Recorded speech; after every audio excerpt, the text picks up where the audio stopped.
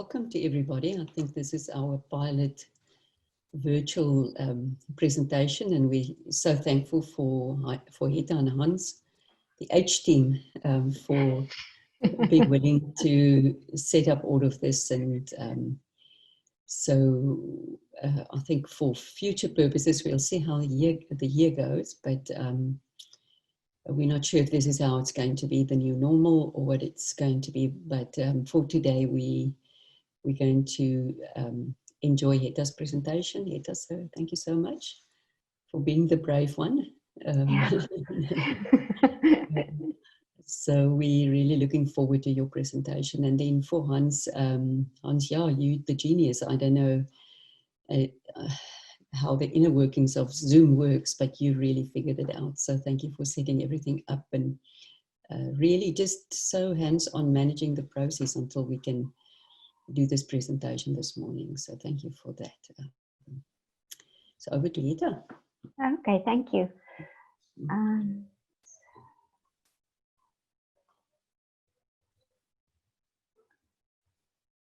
Can everybody see that?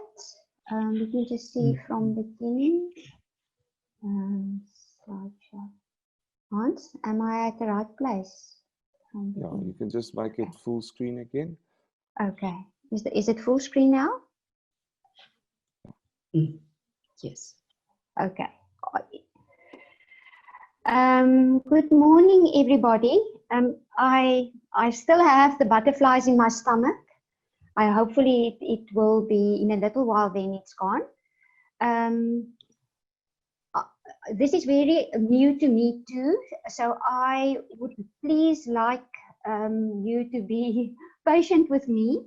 But in any event, I want to say that if there's anything that go wrong, we have the recording #1, and obviously we can also communicate by email. If there is anything that you feel is unsatisfying in comparison to if this has been a face-to-face presentation. Okay, so our topic today is what's wrong with you? You are supposed to care and you do nothing. We are going to talk about the child maltreatment topic in relation to the Children's Act. First, we are going to, let me just get my second slide going. What we are going to just quickly just run through to orientate you in terms of the Children's Act is what are the objectives of our Act. The very important clause or the section in our Act is the best interest of the child standard. We will talk about that. We will quickly just look at which child is in need of care and protection. And then we get to the crux of this presentation today, our mandated reporting according to the section 110 of our Children's Act. And we are going to talk about some learning points with regard to the Children's Act. I just want to make sure that you are aware that according to the Children's Act, or if while we are talking about the Children's Act, we are using the age group of all children below the age of 18 years. This is what is meant if we are talking about the child. I have a difficulty here. Let me just get that back again. Let's quickly go to the objectives. I'm not going to read all of them. It is just to give you an idea of what the Children's Act is all about. The Children's Act would like to preserve and strengthen family life. Very important with regard to the Children's Act is that it is a vehicle to give effect to the constitutional rights of children. And the main aim of today's presentation is then also to look at this #3, the protection from maltreatment, neglect, abuse, or degradation that children are entitled to. And then we are going to talk about the best interest of the child a little bit later. And I'm not going to go into the other sections because those are just like administrative objectives. And then I just want to go back and quickly just look at F is once again making sure that children are not discriminated against or exploited, and that they are protected from physical, emotional, and moral harm or hazards. And then also important, H for me, many of you know that I'm quite interested in disability rights. So that the whole idea of also children with special needs get special mention in the Children's Act. And then in I, we say generally promote the protection, development, and well-being of children. So this is the best interest of the child standard, and this is like a how shall I put it, a guideline that the Children's Act provides to all professional role players or all role players. They do not need to be the professional, but all role players in children's lives, that this is like a guideline that the factors that you have to consider when you make decisions concerning children. So I'm just quickly going to run through it. To summarize, the best interest of the child would be to look at the nature of the personal relationship between the child and the parent or caregiver in particular circumstances, the attitude of parents towards the child or their exercise of parental responsibilities and rights. And there I want to interrupt myself and just want to make sure that you are aware with the development of children's rights, there has been a very important shift that happened. In the past, we were thinking about caregivers and parents as if they have authority, and that it was like a kind of that they make decisions, and it is like a very formalized relationship that the authority of the parent is most important. It has changed completely, that the emphasis now is on their responsibility. So and then also that the child from birth, the child is a rights bearer. Although the child is very immature, the child is still a rights bearer, and therefore this child has just as many rights as an adult, as the parent, for example. So, and also we need to understand that the Children's Act is a Children's Act. It's not a Parents' Act. So it is child-centered, meaning that it talks from the perspective of the child. So, for example, to just give you an example, contact, the right that the child, or contact rights, if we use the word contact rights, if that in divorce cases, it's not the right of the parent to have contact with the child. It's the right of the child to have contact with the parent, because the child is entitled to the value of the relationship with the daddy or the mommy. So it is important that you understand it as that it comes from the point of view of what is in the best interest of the child. The child needs the care, the nurturing, the guidance, all the value that the parent can bring to this child's life. So it's the child's right to have contact with the dad or the mom who is not part of the family system any longer because of a divorce. So the attitude of the parents, the capacity of the parent or caregiver to provide in the needs of the child, including emotional and intellectual, the child's age, maturity, and stage of development, the child's physical and emotional security, and I just look there, be it intellectual, emotional, social, and cultural development. If there is the presence of a disability or a chronic illness, that needs to be considered. And then we are looking at the needs, the needs of a child. Firstly, to have a stable and caring family environment or the best alternative. Be protected from any physical or psychological harm that may be caused by being subjected to maltreatment, abuse, neglect, exploitation, or being exposed to maltreatment towards another person. And I just want to put your attention to that. Many of you are aware that the words that are used in legislation, the wording is very important. And there you will see any physical and psychological harm that may be caused. So that means even the risk, even if there is a risk that this child may be harmed physically or psychologically. It hasn't occurred necessarily, but there is a risk that it can happen. But that risk needs to be prevented.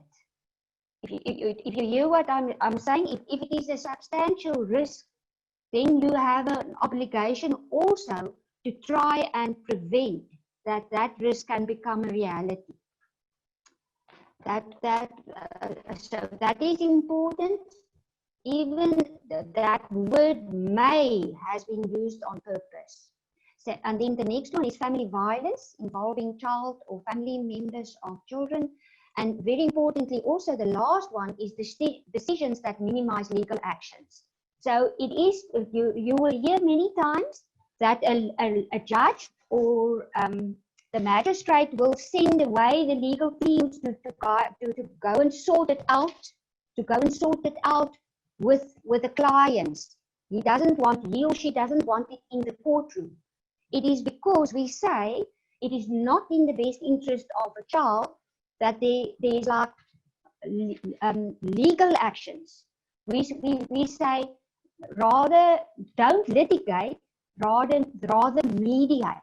It's better. But obviously that is a different topic. There are situations where it is impossible to mediate. That unfortunately some parents do need they just need a kind of order. And then the best interest of the child is paramount, and that is also a clause in our constitution. In all matters concerning the care, protection, and well-being of a child, the standard that the child's best interest is of paramount importance must be applied. Okay.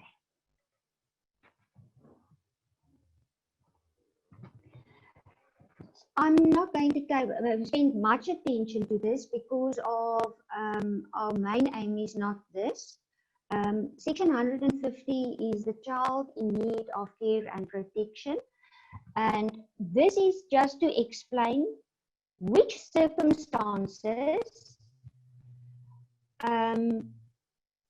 is there, under which circumstances we need to be aware of the child needing the assistance of the system around the child in order to get development and well-being back on track. So there is concern when a child has been abandoned or orphaned and does not have the ability to support himself or herself, and it is clear that it is an inability. When this child displays behavior which cannot be controlled by the parent or the caregiver, when the child lives and works on the streets or begs for a living, is addicted to a dependence-producing substance and without the support to obtain treatment for such dependency, has been exploited or lives in circumstances that expose the child to exploitation, lives or is exposed to circumstances which may seriously harm that child's physical, mental, or social well-being, may be at risk if returned to the custody of the parent, guardian, or caregiver of the child, as there is reason to believe that he or she will live in or be exposed to circumstances which may seriously harm the physical, mental, or social well-being of the child, is in a state of physical or mental neglect, is being maltreated, abused, deliberately neglected, or degraded by a parent, a caregiver, a person who has parental responsibilities and rights, or a family member of the child, or by a person under whose control the child is. And it is actually an interesting wording, because that whose control the child is reminds us of the old way of thinking that an adult kind of has authority, that the adult can control the child. Okay, here we come to mandated reporting. And I want to say, Natasha, thank you very much for making sure that I am aware that I have sent you not the newest format of the Form 22. I really apologize for that. After the presentation, I will mail you the newer format of the Form 22 that we are going to discuss today. But I want to say, don't worry. There is really not a big difference between, in fact, there isn't, it's just like a kind of the format, and then there is one section that has been added to the Form 22, and I will point that out when we get there. So let's get to section 110 of our presentation. This is the Form 22 that I sent to you.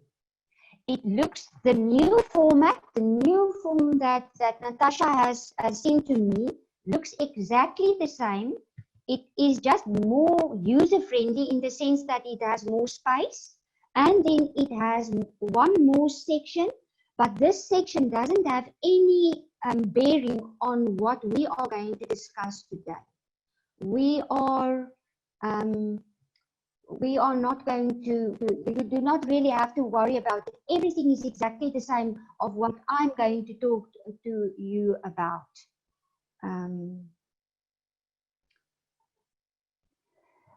Section 110 is about the reporting of abuse or neglect, or a child in need of care and protection. And I want to read it to you because it is important that you really see who are the people that are the professionals who are identified as responsible or accountable for the mandated reporting. Any correctional official, dentist, homeopath, immigration official, labor inspector, legal practitioner, medical practitioner, midwife, minister of religion, nurse, occupational therapist, physiotherapist, psychologist, religious leader, social service professional, social worker, speech therapist, teacher, traditional health practitioner, traditional healer or member of staff, or volunteer worker at a partial care facility, drop-in center, or child and youth care center, who, on reasonable grounds, concludes that the child has been abused in a manner causing physical injury, sexually abused, or deliberately neglected, must report that conclusion in the prescribed form to a designated child protection organization, the Provincial Department of Social Development, or a police official. Let me quickly say a few things here about this section of our Children's Act. I've just mentioned a while ago that the wording of these clauses is important. And here you have, when we say the psychological harm may occur, here you see the word must. So these individuals that the professionals who were named, who were identified, they really do not have a choice to use Form 22 if they are on reasonable grounds able to say, I'm sorry, I'm now going the wrong way. Let's just talk about the three instances that need to be reported and you do not have a choice. If the child has been abused, that there is like a physical injury as evidence, on reasonable grounds that you think that this child has been sexually abused or deliberately neglected. And it is important to just check that word deliberately.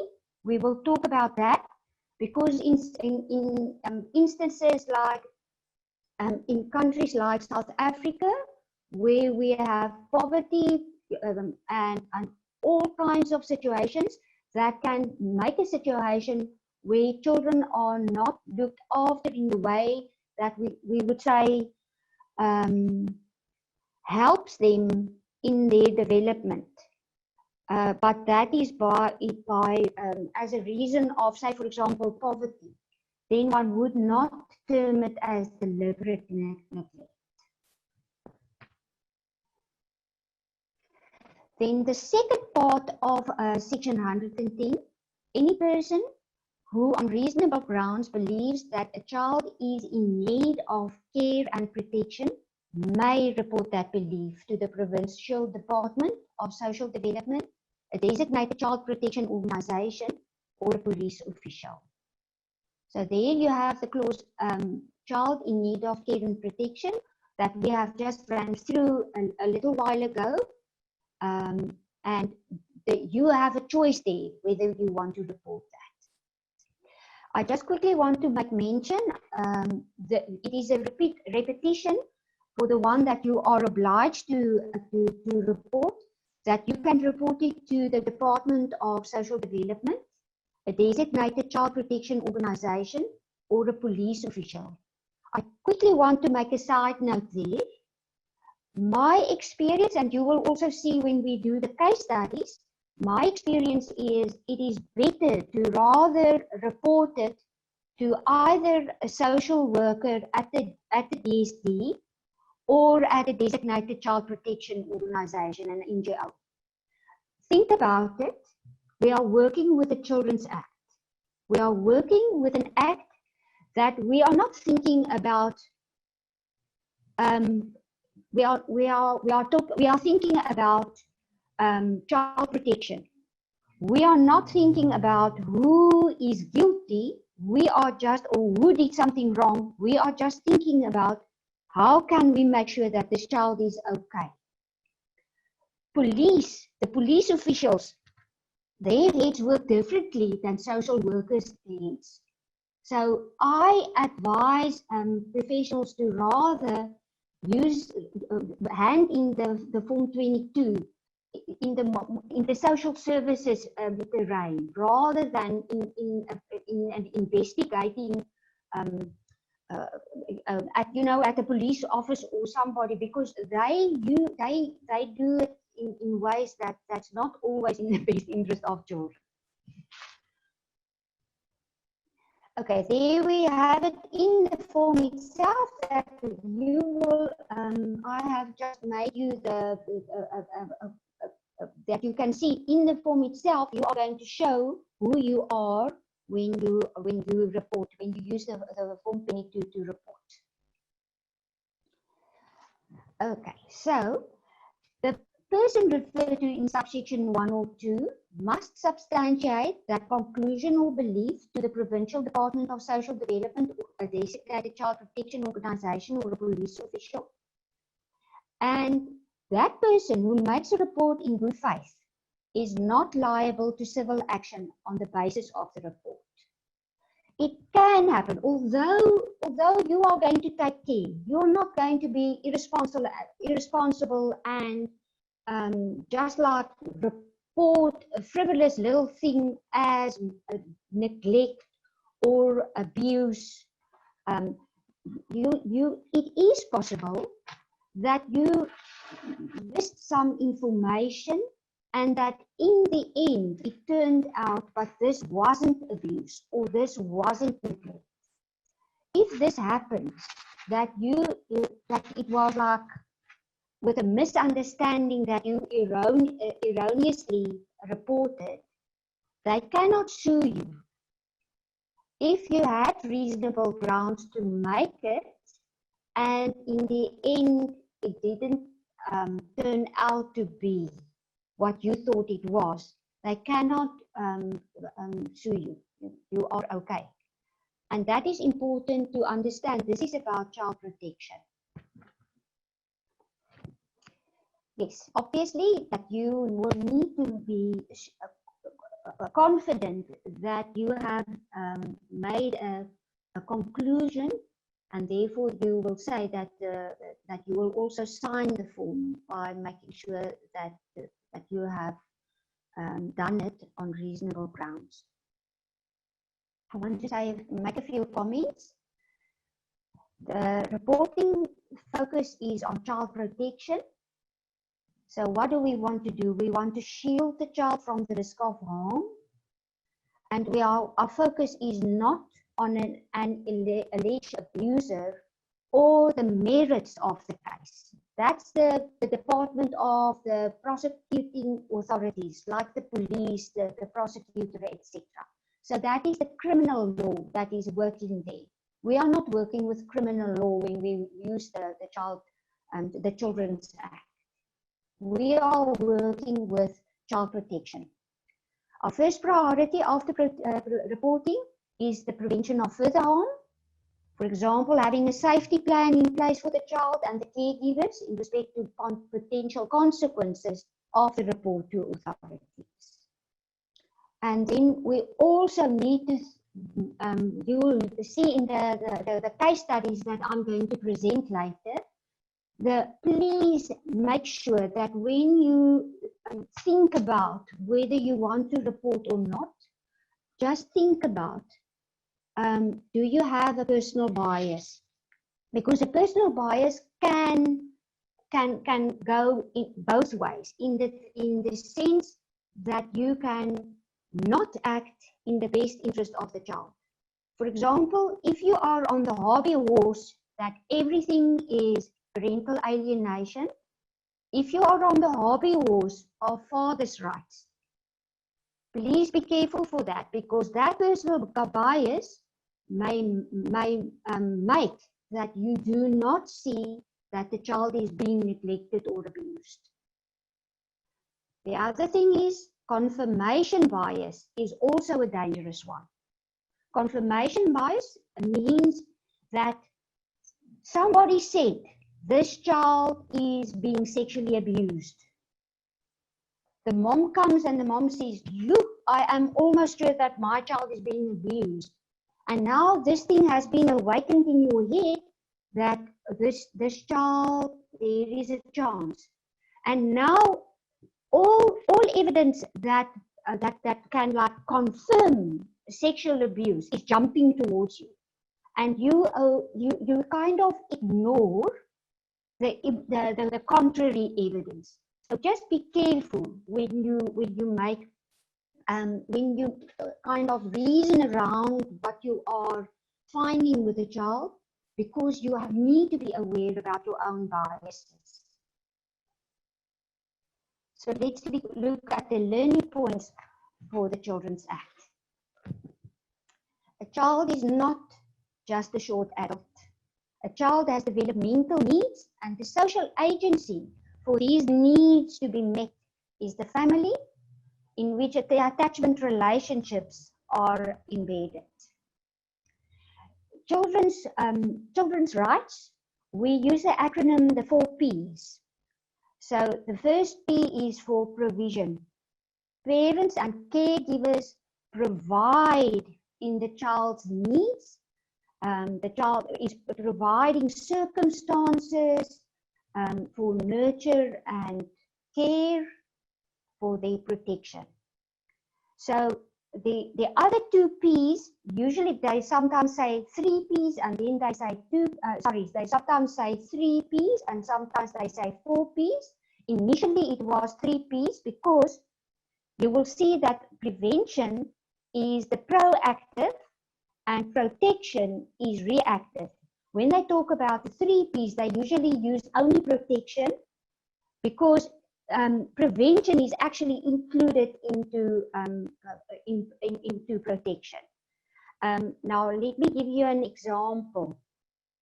say with fetal alcohol syndrome, if you find, okay, this child has fetal alcohol syndrome, you are reactive by providing something, but the children's rights will then also say the preventative measure is that we want to make sure that moms do not use liquor when they are pregnant. So that is the proactive part to the protection part. And then the other P is then participation, and the children have a right to participate in carving out their own own destiny, if I can put it that way. They can participate. They are supposed to participate in their own lives. So we also listen to them when they say what are their needs, what is their opinion. So that is the fourth P. Now we get to child abuse and neglect. First, I'm going to give you a short theoretical background.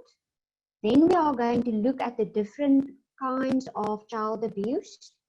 We are looking at physical abuse, emotional abuse, that in some literature, for example, the APSAC literature talk about psychological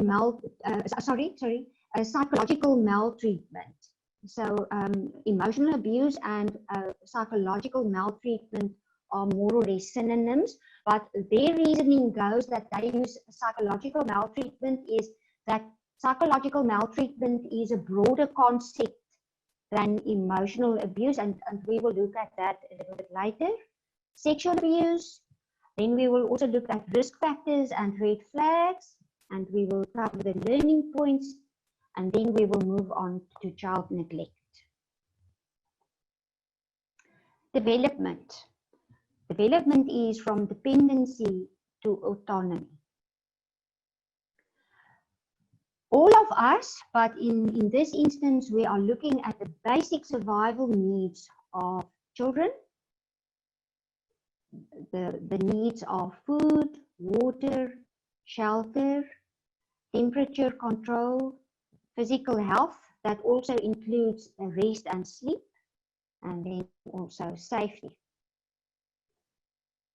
If we consider Maslow's hierarchy of needs, we know that it is proposed that safety builds on the basic needs, and then it is the need for love, and another psychological need we will say is self-esteem, and then at the top of the pyramid we have self-actualization. Now, if we translate that to the psychological needs of children, we can say children have the need to be protected from threat and or danger. They have a need to be loved and cared for. They have a need to love and to care for others. To be respected as a unique and valued individual, and to have a say in his or her own life. This is a beautiful quote that I felt I want to include, because this is what we have in mind if we say, but we need to remind ourselves that children, although they might be very young, they are developing, they are getting more mature, they are building on their autonomy. Babies learn they have the power to solicit what they need. When their signals to caregivers bring results, babies' first experience of competence and what developmental psychologists call effectiveness, discovering that they have an effect on those around them. This is what we want for children. With that foundation of trust and security, children venture out with confidence and enthusiasm, using their attachment figures as a secure base from which they can explore and learn about the world around them. Securely attached children also regulate their emotions more effectively and are more likely to enter in cooperative caring relationships with other adults and children than children who do not have the firm foundation of a secure attachment. So if the child, this baby, is so very, very dependent on caregivers, but have an experience of that it is okay to be dependent, and that there is this optimistic attitude of the caregivers that you are competent and that you can also guide, then this grows in building on their own ways of getting themselves as agents in their own lives, and they develop in healthy attachment relationships.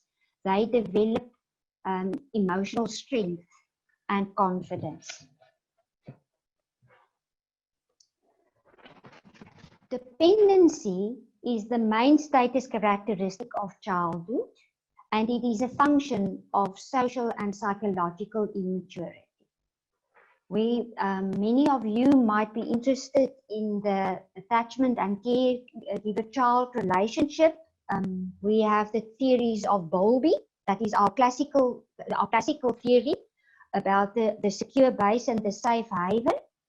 That if the child feels secure, the child is able to venture out in the world, and then the safe haven means if the child feels uncertain, if the child needs some comfort, the child is able to get back to the caregiver to be able to just like fill the little energy tank again, and to be able to venture out in the world.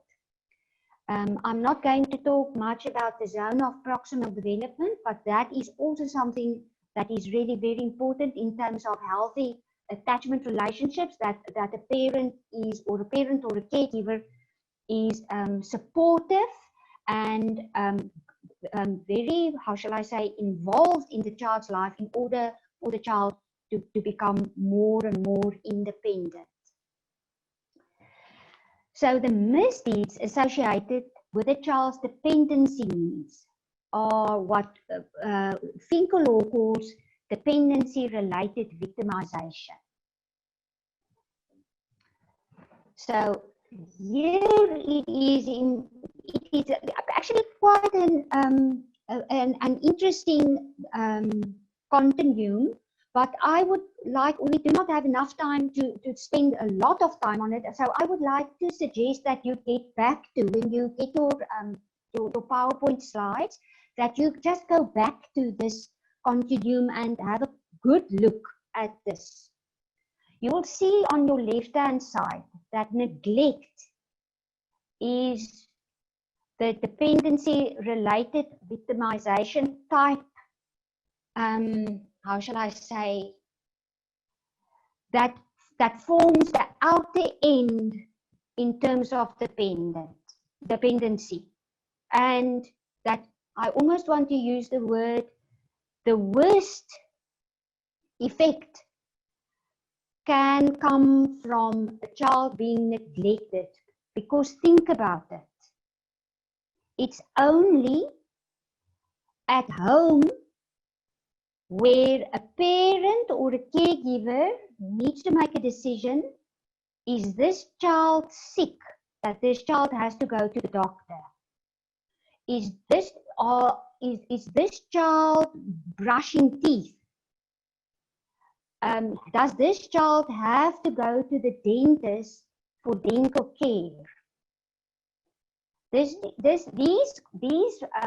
decisions do not happen at school or at a different place. So what this dependency continuum is trying to explain is to say certain occurrences of neglect and abuse are particular to the situation that a child is dependent on caregivers to fulfill needs. Because the older the child gets, the easier it is for the child to be able to sort out, okay, but this is my need and I can get help to fulfill this need. If mom and dad is not going to help me, then I will look for somebody who is able to help me. And therefore you can then also understand why we are talking and why the case studies the case studies are about young children, because they are not aware of their needs and how to get it fulfilled. The abusive or the neglectful caregiving situation, we have to understand why this is important. The child cannot extricate herself or himself from a dysfunctional abusive caregiving situation. And what is also contributing is, like I have just mentioned, the younger the child, the more vulnerable the child is, and the more our responsibility is, because we need to understand, we need to put ourselves in this little child's shoes. Another vulnerability factor is obviously disability, and we can come from different angles how that makes a child vulnerable, because it can be in terms of communication, that the disability is affecting the child's ability to communicate, or physical ability. Or the other thing is that it is also in research that the incidence of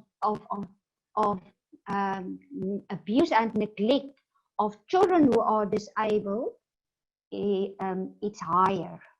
So the risk for a disabled child to be abused is higher than for a child who is normally developing. Obviously, then another vulnerability factor is the caregiver is both a carer and an abuser. This puts a child in a very difficult position, because it's the same caregiver or the same parent who the child is relying on for getting needs met, that is making him or herself guilty with abusive acts. The way that children respond to the experience of abuse or neglect differ. It depends on the neurobiological connections that have been shaped by the child's personal experiences.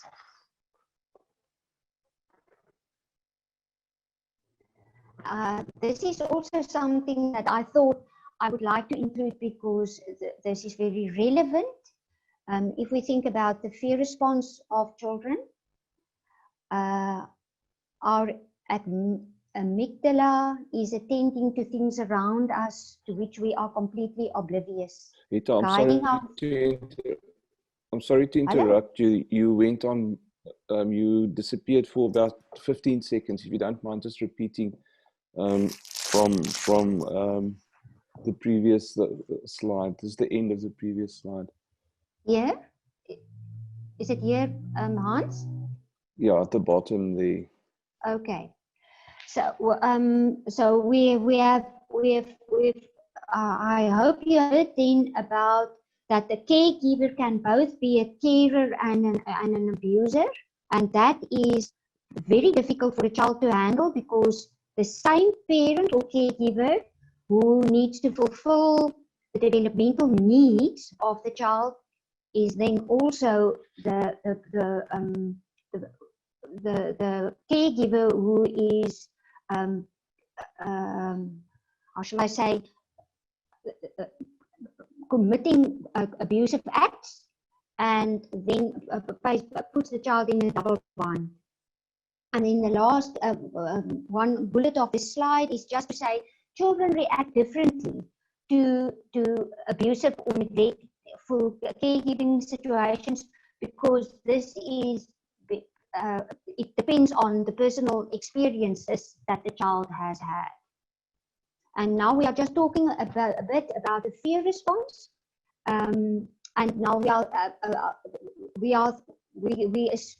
understand that the child will be scared or afraid if the child is especially in abusive circumstances. And this is just to talk a little bit about what happens in our brains. Our amygdala is attending to things around us which we are completely oblivious, guiding our thoughts and behaviors accordingly. It teaches us to fear without our even being aware of what is happening. Because the amygdala can respond in under 100 milliseconds, our fear networks can move through several processing cycles before a frightening stimulus even enters conscious awareness. Let's talk about physical abuse. So that is on your on the form 22. We are in, and now let me just then put your attention to when you receive the new form. That will then be section 7. They have just added one section about, I think it is caregiver information. So that is why the numbering has changed. It looks exactly the same. The format is a little bit more spaced. And on your new form, this would then be section 7, where we talk about abuse. And then if you see there, it is 6.2 indicators is physical abuse. That is where our attention is going to be for the next few slides. Physical abuse can be defined as non-accidental physical injury inflicted upon a child. Physical abuse may consist of hitting, pinching, kicking, shaking, burning, beating, cutting, or torturing. What is also then important is to make a decision. If this is what I see, is this an accidental injury, or has this been non-accidental or inflicted?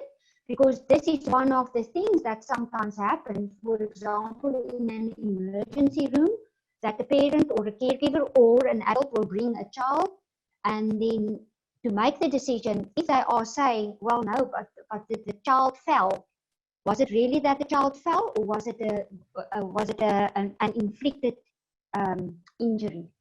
So the distinction that they usually make is to say non-specific bruises and abrasions found over bony prominences or found over protruding body parts. Those usually are accidental, and you usually get that with on active older children. Inflicted injuries are usually patterned. It is on soft tissue of the body, usually hidden areas of the body you get them on, and mostly infants and preschoolers are you see the inflicted injuries on. This is we do not have time to go through all of this. I would like to also suggest that you go back to this and read all of this that is written here, because it is actually really interesting. I just want to put your attention to if you look on the left hand side, the second paragraph, if I can put it that way, the triangle of safety is quite an interesting one. The ears, the side of the face, and the neck, the top of the shoulders. The accidental injuries in this area are unusual.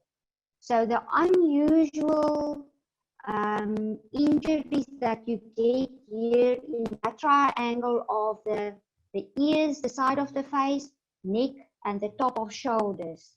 Let me give you an example of that. This was one of my clients whose dad got very, very angry with him and hit him there are many slides, but this is just a good example of the triangle of safety if you look at his ears. There at the back and on the side. That cannot, it's highly unlikely that that will be an accidental injury. Okay. Another one that you can look at, the ER staff usually are very, how shall I say, experienced to be able to see the kind of markings, where we are saying inflicted injuries have like a pattern. And these are the patterns that you sometimes get when children are being hurt. You know, when it is physical abuse. Once again, you can go back to this, and on the internet there are so many of these. Yeah, these are just like the same boy. You can see the marking. It's a little bit difficult to see, but you can see the it's like you can see the markings of like that. It looks like a triangle. Unfortunately, these photos didn't come out very clearly. We move on to psychological maltreatment. That is in the next section of the next subsection of 6.2, which will be then in the newer form 7.2. So psychological maltreatment is defined as the repeated pattern or extreme incidents of caretaker behavior that thwart the child's basic psychological needs, for example, safety, socialization, emotional and social support, cognitive stimulation, respect, and convey a child is worthless, defective, damaged goods, unloved, unwanted, endangered, primarily useful in meeting another's needs and or expendable.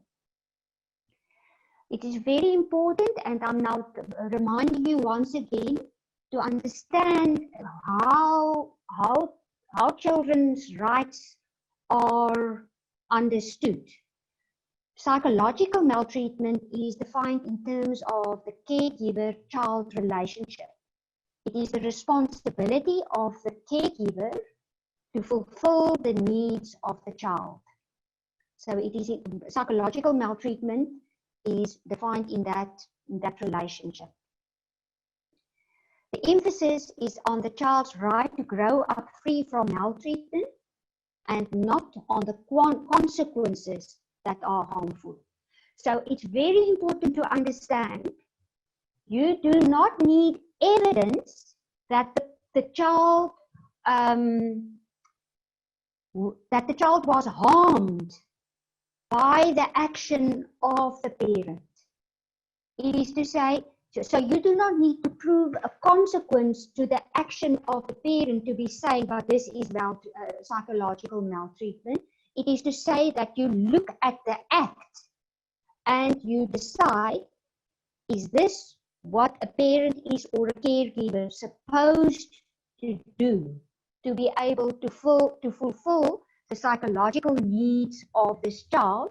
Because remember, the child doesn't have anybody else to fulfill that, because the social agency to have these needs fulfilled is the family.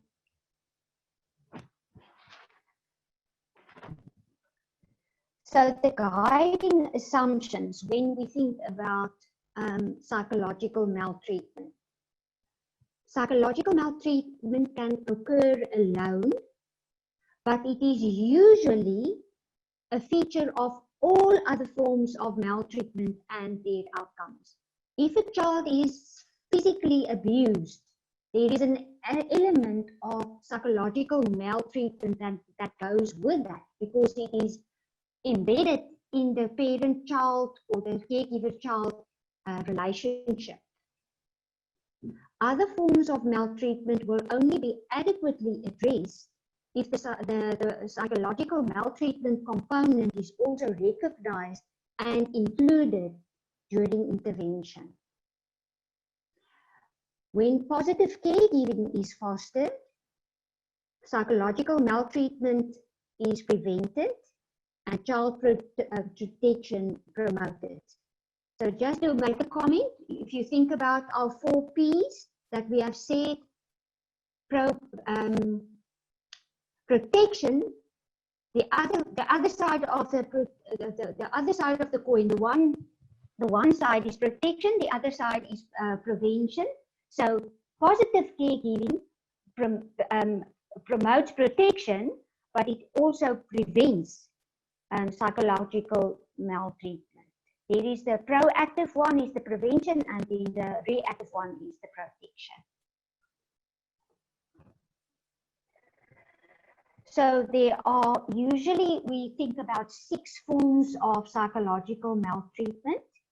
So spurning relates to the need or the psychological need of the child to have to be esteemed or to be valued. And we are thinking about verbal and non-verbal rejection or the degradation by a caregiver. Then the second one is terrorizing. The need that is addressed or is not addressed with terrorizing is the child's need, the psychological need for safety. So we are thinking about serious threats or behavior endangering a child or a child's loved ones. Family violence, for example, will be considered terrorizing. In isolating, the need that is not addressed is the child's need to be loved and to belong. And then we are thinking about denial of socio-emotional needs. And a very important example of isolating is parental alienation. The child is not allowed to have a very good or the best possible relationship with another parent. And then exploiting or corrupting. So the need that we have to consider here is the child's need to be esteemed and to actualize potential. So for example, if a caregiver expects or teaches the child maladaptive behavior, we also consider sexual grooming, parentification, infantilization. All of these phenomena will be considered as corruption of a child. Another one is denying emotional responsiveness or just plain ignore a child.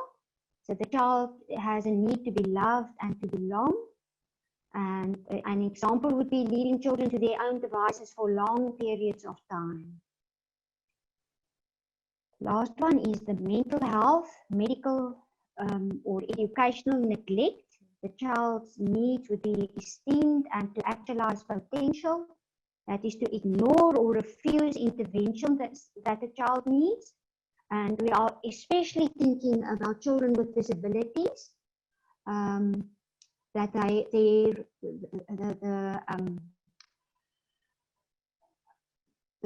additional needs that they have as a result of their disability are not addressed.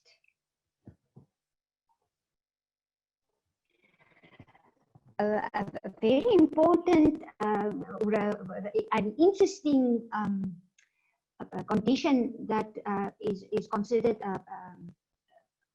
psychological maltreatment is what we formerly called Munchausen by proxy, and now it is factitious disorder imposed on another. So the caregiver falsifies or withholds information in order to deceive. Usually the caregiver or the parent exaggerates symptoms of a child or exacerbate symptoms or induce illness by means of some actions. For example, a parent may, to get the attention, that the parent will say, put urine in a blood sample, and then there is this funny result for a blood test. These parents or caregivers can also coach others to corroborate claims of the child being ill or having some symptom, and then they deceive the different role players in trying to find out what is the situation with the child, so that the falsification is maintained. Just the comment that we need to remind ourselves that there isn't a test to prove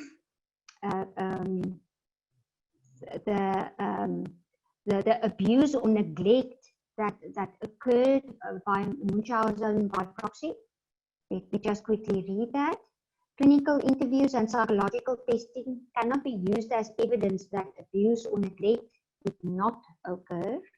In fact, as in all forms of child abuse and neglect, an abuser may appear completely normal upon testing or interview. While the record analysis and other collateral information generally allow one to determine if illness or condition falsification or over-medicalization has occurred, the mental health evaluation allows for the formulation and evaluation of hypotheses about the driving causes of the caregiver's behavior. Another important instance for us these days is also to recognize childhood exposure to intimate partner violence as a form of psychological maltreatment. So, intimate partner violence refers to a pattern of assaulting and coercive behaviors that adults use against their intimate partners. So that can include prenatal violence, the child intervening during violence in an effort to stop it. So while the parents are fighting or while the caregivers are fighting, the child intervenes. Another one would be that the child is directly victimized during the violence against the mother. And it is interesting that this is how it is written in the source, that it is the mother. I recall an incident where the mom had the child on her hip and the dad hit, and accidentally, instead of hitting the mom, hit the child, or participating in an attack on the mother. So the child will be the dad's or the other caregiver's accomplice. And we are just going to finish this and then we will take our break. We need to also understand, even to just be an eyewitness to violent behavior can be traumatizing to a child. If the child overhears violence between caregivers, or they observe the initial effects of aggression, seeing mommy's black eye, or experiencing its aftermath, like for example, see what chaos has been left after like a physical fight, and then when the child learns about the violent actions of a caregiver or a partner, for example, that somebody spoke and the child then overheard, okay, but my mommy did that or my daddy did that, that can be very traumatizing, and that one should be alert to the effect of what this can have on a child. Let me just quickly see if that is my net. Yeah. Let's just finish the intimate partner violence section, and then we will have our break. Here it is a scenario of a frightened and frightening parents. So the child is in a catch-22. The child needs the closeness to feel safe, but the closeness can also be a source of danger. I just quickly want to jump back to that frightened and frightening parents. The frightened The frightened parent is out of control. The frightening parent is also out of control. So who's in control? This puts a child in a very difficult position because the child cannot feel secure if parents are out of control or not self-regulated. So what does the child do? There are different ways that children regulate in such a situation. They may leave the situation physically, so they will run away. Some children run away. Some children will avoid eye contact in order not to have to decode facial expressions. So they look away, not to see the parents' face or the caregivers' faces. And they have to register that in their sensory systems. And they become hypervigilant to negative cues, like startled or like fast heart rate or everything that is happening around them. And then the way that they can regulate is to really just escape into fantasy or imagination. Okay, I'm going to stop here, Hans. We have just finished the IPF section, and this is now the last part. This is just a clip from News 24 as an example of psychological maltreatment in the form of educational neglect. You will see in the next slide. It is the church group that did not allow their children to go to school because they say it is from Satan, and then just the commissioner who responded to that, and that is the second bullet. We are a country of law. If you break the laws of this country, the system will take care of you. You have broken the laws. Told us certain terms that you are abusing children. When children the right to education, health, and social services, you are being the laws of this country.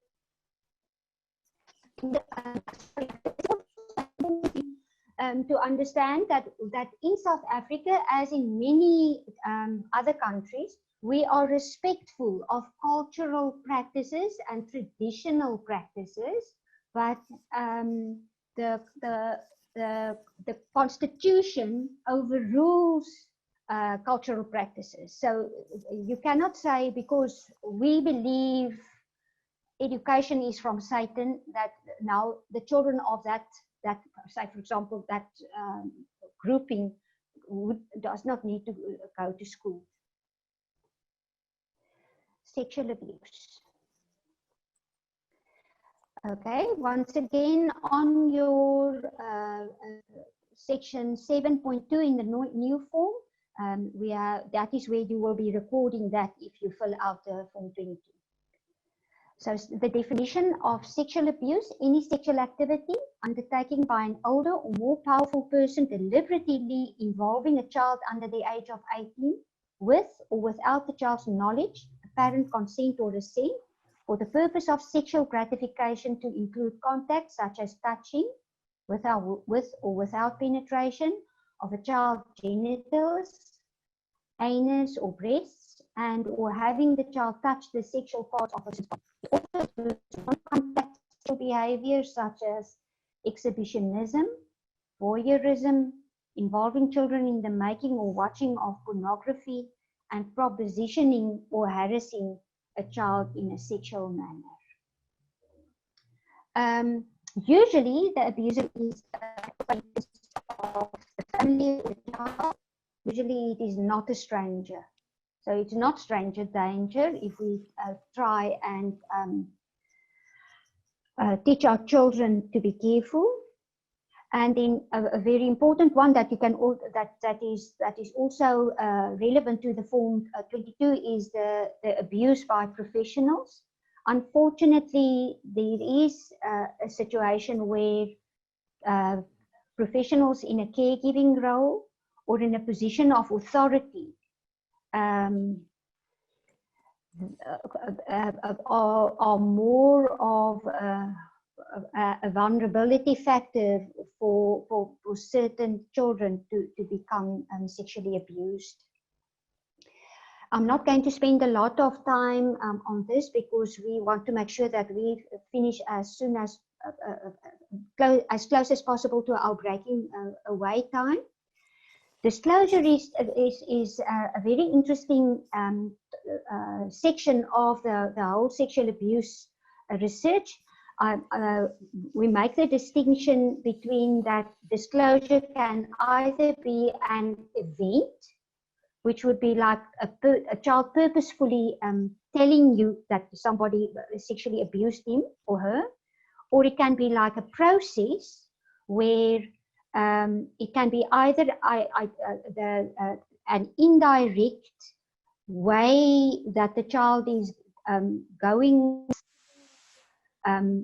different phases of a conversation to be able to say to you that this has happened to the child. Then on the other hand, it can also, sexual abuse can be detected as an event. For example, that an eyewitness, I had one case where there was this old house on a plot, and just a stranger passed by the house, and the person heard some sounds in the house, and there he witnessed how a man was raping a girl. So that is like a detection. You detected that. And then the accidental one is, sorry, that is actually the example that I now had. That is the eyewitness one. The process one, when it is accidental, is, for example, another example that I can recall is a child with a disability. The mommy helped the child to wash in the basin, and then she saw, but what is here with the little one's private parts? And then it was this whole process to find out how did the private parts get as it is. Purposeful disclosure is a very important thing to understand. Purposeful disclosure is the result of an internal process. You have to realize that the child, okay, and we are talking about children, but it is with actually all victims, that they have to overcome fears, they have to overcome threats, they have to overcome stigma and the ambivalence of telling that are related to the coerced experiences of a sexual nature. So it's not easy for children or for people usually to tell. Important about non-disclosure, many reasons why there are many reasons why a child will not disclose. The child's behavior will not necessarily reveal negative dynamics between the abusive caregiver and the child, because it is a question of survival of the safest. You have to remember that if a child has to keep him or herself safe, they may deceive you to keep themselves safe. There's a high incidence of children not disclosing until they are adults. Just important, the medical examination is really very important, even if a child was just molested, not like raped or something like that. It's in the first place to collect forensic evidence. Then obviously from a medical point of view to diagnose and treat the effect of sexual activity. It is very reassuring to parents and the child that the child is okay. And that is also the first step towards emotional healing, because the medical, the professional is in a position to answer questions. And from here on then there is the referral, because the primary impact of sexual abuse is psychological. Here is just a very interesting, once again, just a news clip to also say that if it is not permissible to be saying, okay, but our cultural practice says that we have child marriages. If you have this is considered as abuse. Let's talk a little bit about the risk factors, the red flags, and the learning points. The risk factors that you can consider is the parent's own attachment history. Another risk factor is if parents have rigid beliefs about parenting.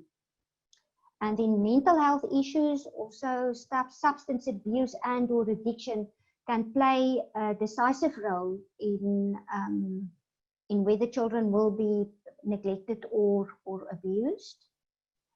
The caregiver's ability to self-regulate is a very important factor also to consider, you know, if we think about how children can misbehave and if a parent is able to regulate him or herself in that situation.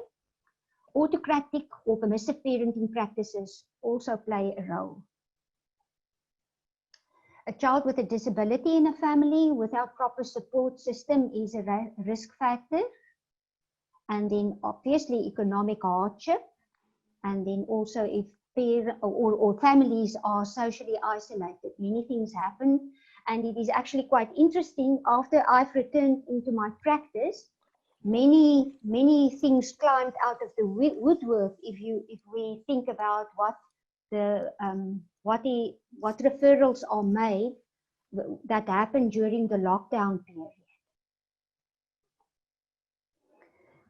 Let's look at some red flags.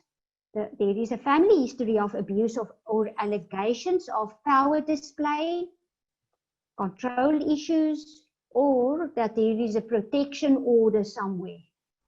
Alleged abuser presented as the victim, being alienated from his or her children. A red flag is also a caregiver's limited insight, or limited or no empathy towards family or family members or the child. A very important red flag is if normal childhood behaviors are criticized or rejected. So if it is normal, if I can use the word normal in inverted commas, if it is normal or age appropriate for a child to behave in a certain way, and the child is being punished for that. A child who is reported to be fearful of a caregiver. Shopping for professional services. So they first check you out and they see that you are not going to go with them, and then they go and seek, they go and look for another professional who will do what they want or what they can deceive. Atypical circumstances like an unstable, disorganized lifestyle, frequent relocations, service providers unaware of one another. And that is the crux of the presentation. As we go along, you will see that we are going to talk about that we work together, that we collaborate. And then another red flag is also these illogical explanations of, for example, why a child behaved in a certain way, or what is the reason for the injuries. It's like that it just doesn't count up or add up, sorry. The type of trauma is less important than the accumulation of a trauma history. That is your first learning point. A child gets sensitized by each traumatic event rather than desensitized. Polyvictimization is associated with significant measure of distress and future challenges to mental health. Psychological maltreatment could be standalone, but all forms of abuse usually have this emotional abuse component. Then we are with deliberate neglect, there in the middle of your screen. Okay. Neglect is described as parental failure to meet a child's basic needs. Okay, I just put your attention to it once again. It is seen in the context of a parent-child relationship where the parent has to provide for the needs of the children. The child is dependent on the parent.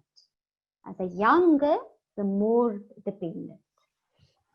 Irrelevant criteria to determine whether deliberate, caregiver intent and economic means. Okay, so let me just explain what I mean by that. On your form 22, you will see, or also in section 110, you will see what must you report. You have to report deliberate neglect. Not neglect, deliberate neglect. As I have explained in South Africa, in poverty situations, some situations is not that the parent means to neglect the child. It is not that the parent intends to be neglectful. It is just that circumstances have it that this child is being neglected, or that the financial means are not enough to be able to look after the child properly. So that is not deliberate neglect. But why I say it is actually irrelevant is the third bullet. Even subtle neglect, whether it is intentionally or unintentionally, whether it is rich parents or poor parents, subtle neglect also holds major neurological and psychological consequences. And we know that neglect has a sleeper effect. We know that. For example, I'm thinking about a little boy.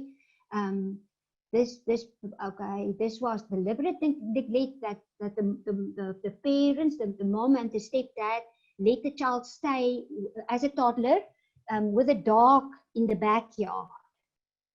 And the consequences to this deliberate neglect was years later, where this child, the language development was really very delayed, and that this child has really a big struggle in terms of educational progress. So the effect of the neglect that was done, okay, he has been removed. He was like at 3 years old.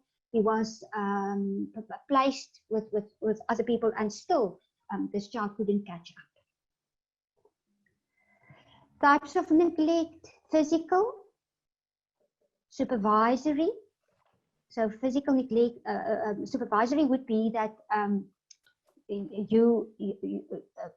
the child is left to his or her own devices, and accidents happen. The child takes in poison or other things. If the accidents happen because the child is left alone, where the child is not old enough to be staying alone. Then there's also medical and mental health neglect. It is to give the failure to provide appropriate medical and dental care for children. We've already spoken about the whole idea of dental care. That is actually a very interesting sign of neglect if children's teeth are not looked after properly, because it's only parents and caregivers who are attuned to those kinds of developmental needs. So educational neglect is, for example, to allow a child not to go to school, the failure to enroll a child at school, or attend to a child's special educational needs. And then the last type of neglect is emotional, psychologically unavailable parenting, or chronic or extreme interpartner violence in a child's presence. So the consequences to the different forms of neglect, we can just quickly run through that, is physical injury, ingestion, illness, and then challenges to cognitive and psychosocial development. And I just repeat, it is important to realize that many researchers claim that neglect is the most harmful form of maltreatment because of the neurological impact that it has. And then we also say that the impact of emotional neglect is most damaging if it happens during the first 2 years of life, obviously where the child forms attachments and where the child gets the message that I'm not being loved and I'm not being taken care of.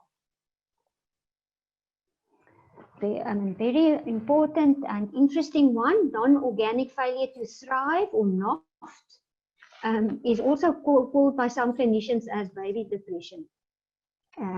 Faltering growth in Australia and the UK. Associated with NOFT is poorer language development, delays social maturation, increased behavioral disturbance, and then cognitive challenges. It is considered the most extreme consequence of emotional neglect, and even of the diagnosis and intervention. Psychological is the pattern is continues through continued attention-seeking behavior and superficial display of affection. So what is that? There is a growth delay that is not associated with organic causes, but with psychosocial challenges. You can just go back to this growth chart and have a look at that. You see indicated where it will be in terms of the normal growth development, where they put mild, moderate, and severe NOFT.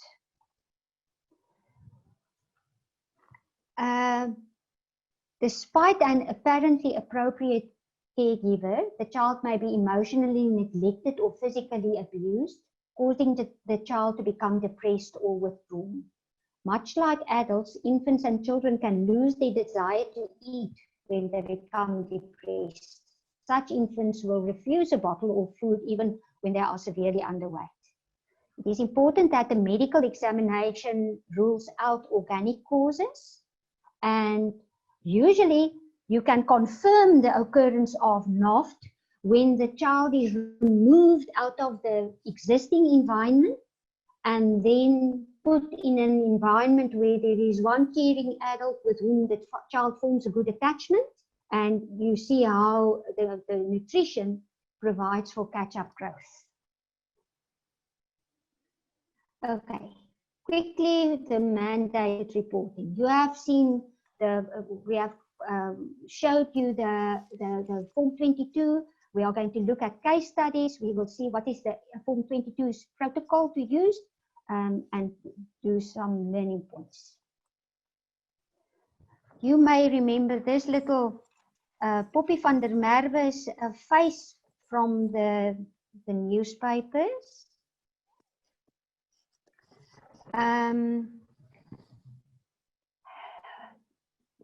The mother and the stepfather physically abused Poppie and her brother for a long period of time, and a lot of coverage was then eventually given to this case, but only after Poppie was admitted to hospital and died in hospital after the injuries that she had. These are the reports. The reports. If you have time and you are interested, you can read through it. I'm just going to summarize to you. This is what Judge Bert Bam said. Judge Bert Bam slammed authorities in the Northern Cape, where the family lived in Orania until shortly before Poppie's death, for not taking action even though the abuse was reported to various authorities.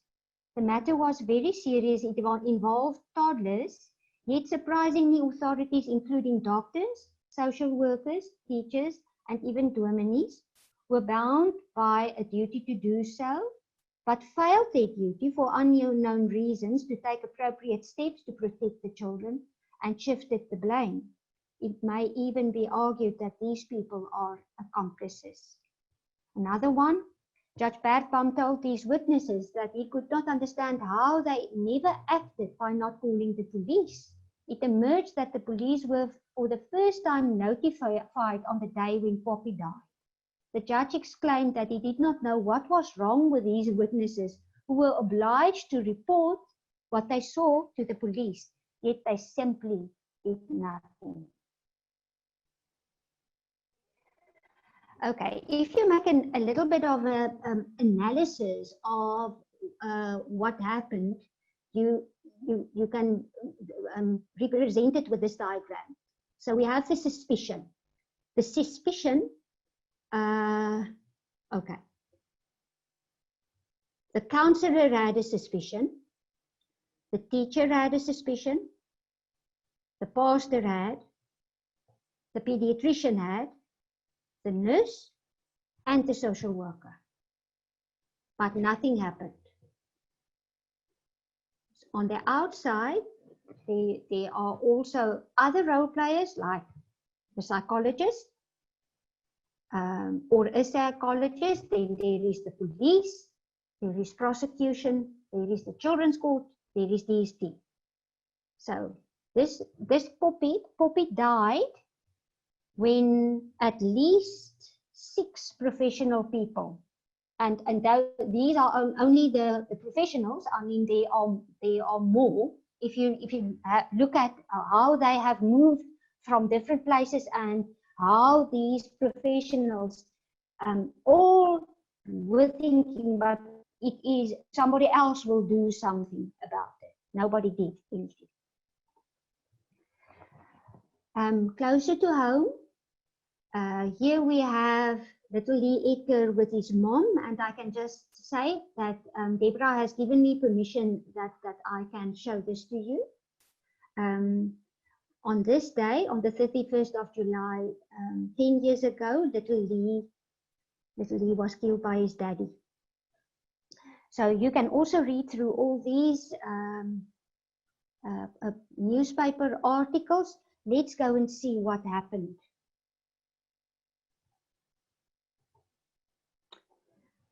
So here is the suspicion. Daddy, here is Dad. Daddy went to the family advocate. He went to Fathers for Justice. He got involved with Solidariteit Help in the Hand. Daddy also went to a social worker at Child Welfare. Mom was brought in by the family advocate after Dad went to them. That mom went to a social worker. The social worker interacted with the psychologist. And I will now just tell you the story that you can make sense of what has happened then. Then the psychologist worked with a legal representative, and then the matter went to High Court. And the sad thing about this is that still this boy lost his life. This little boy lost his life.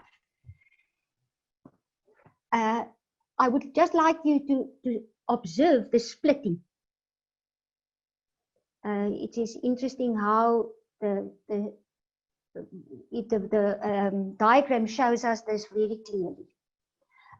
Okay, so to cut a long story short, the social worker was very concerned about little Lee, and she approached the psychologist, and the social worker and the psychologist interacted with each other in order to think what is the best thing to do here. Dad, right at the beginning, the dad contacted the social worker because the family advocate advised him to bring the little boy to the psychologist because the parents were divorced and they were this with little Lee going to his dad.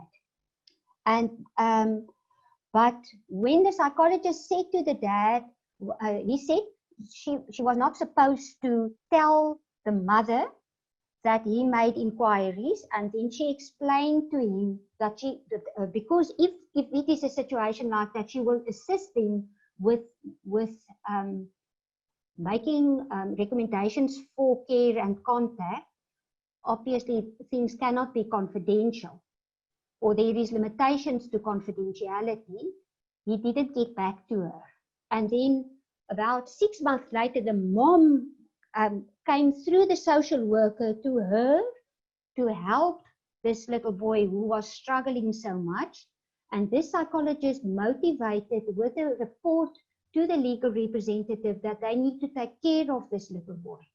And it was then after the visits were made supervised visits that just after the High Court order came out that the dad then killed himself and the little boy. Also, obviously, he first killed the boy and then killed himself.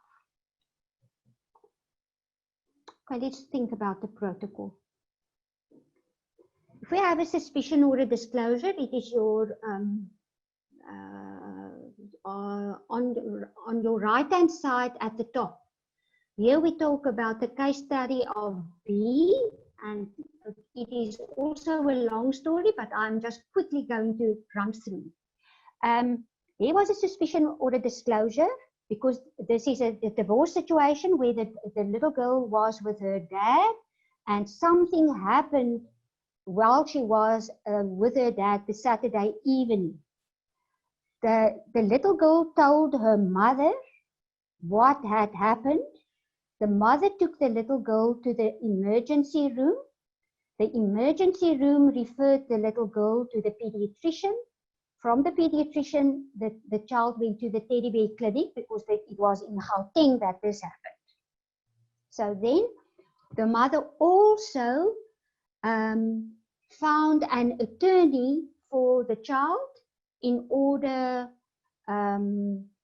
for the process to carry on because she was so very worried about her child. The mother also approached a social worker, and then there was a psychologist who also gave input to the social worker. There was also the father's attorney,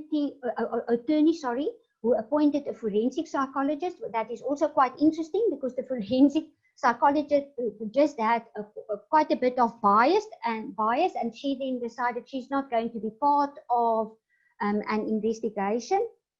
And then the social worker approached the children's court with regard to the suspicions of sexual abuse that was very obvious for all of these professionals that were working with this family. Then on a second occasion, this little girl also disclosed, because there was a court-appointed therapist by the children's court did an investigation, and so a court-appointed play therapist had to give feedback. So the child did all kinds of things in play that this court-appointed play therapist said, but this is consistent with sexual abuse. And the teacher also observed the interaction between the dad and the little girl because that had to be supervised visits or the supervised contact, and she observed and she also fed it back to the social worker. Nothing came. The children's court case was closed. Nothing happened. So then the parents moved here to our area. And here is the suspicion still with. So the mother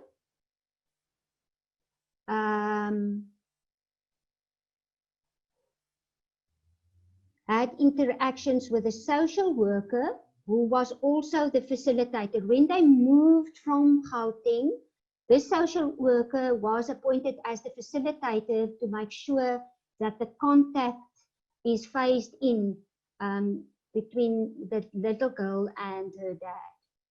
So the facilitator then, let me then rather rephrase this, our social worker then contacted the play therapist and said, well, but in these circumstances, we need to monitor this little girl. So there was a lot of interaction between the social worker and the play therapist. Also, with having this the suspicion that we have in mind, as well as all the things that happened when this girl had contact with her dad, as well as what happened in the playroom. And then about 2 years, the little girl was about 3 years, about when she was 5 years old, she made a disclosure, a direct disclosure to the counselor at the church.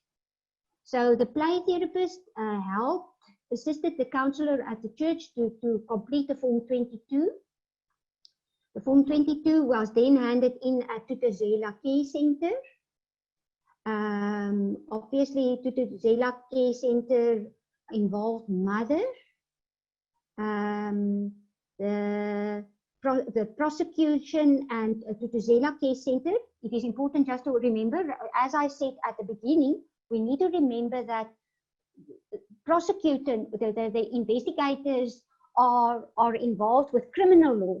They are not with child protection law, so they are involved with, it is a different kind of investigation that they do and different actions that they take. So it happens, obviously with a young child like that, it needs to make a decision whether this child is able to be a witness, etc. So we are not talking about this way here at the bottom of our diagram. We are going up to say, eventually at the children's court, this dad's rights were taken away. And that is by means of the Form 22. Okay. Here is another one, another case study. There was a suspicion raised. The mom and dad had a situation where their little girl told them something and they didn't know what to do when they visited friends on a farm. So they went with this suspicion to the GP, and the GP contacted the psychologist, and then the psychologist and the GP decided that the psychologist will take the responsibility of completing the Form 22. The Form 22 was handed in at Tutuzela Care Center. The prosecution and Tutuzela Care Center interacted, as well as the social worker that was appointed, also with prosecution, and then they make the decisions in terms of how to deal with the report that came through by means of the Form 22.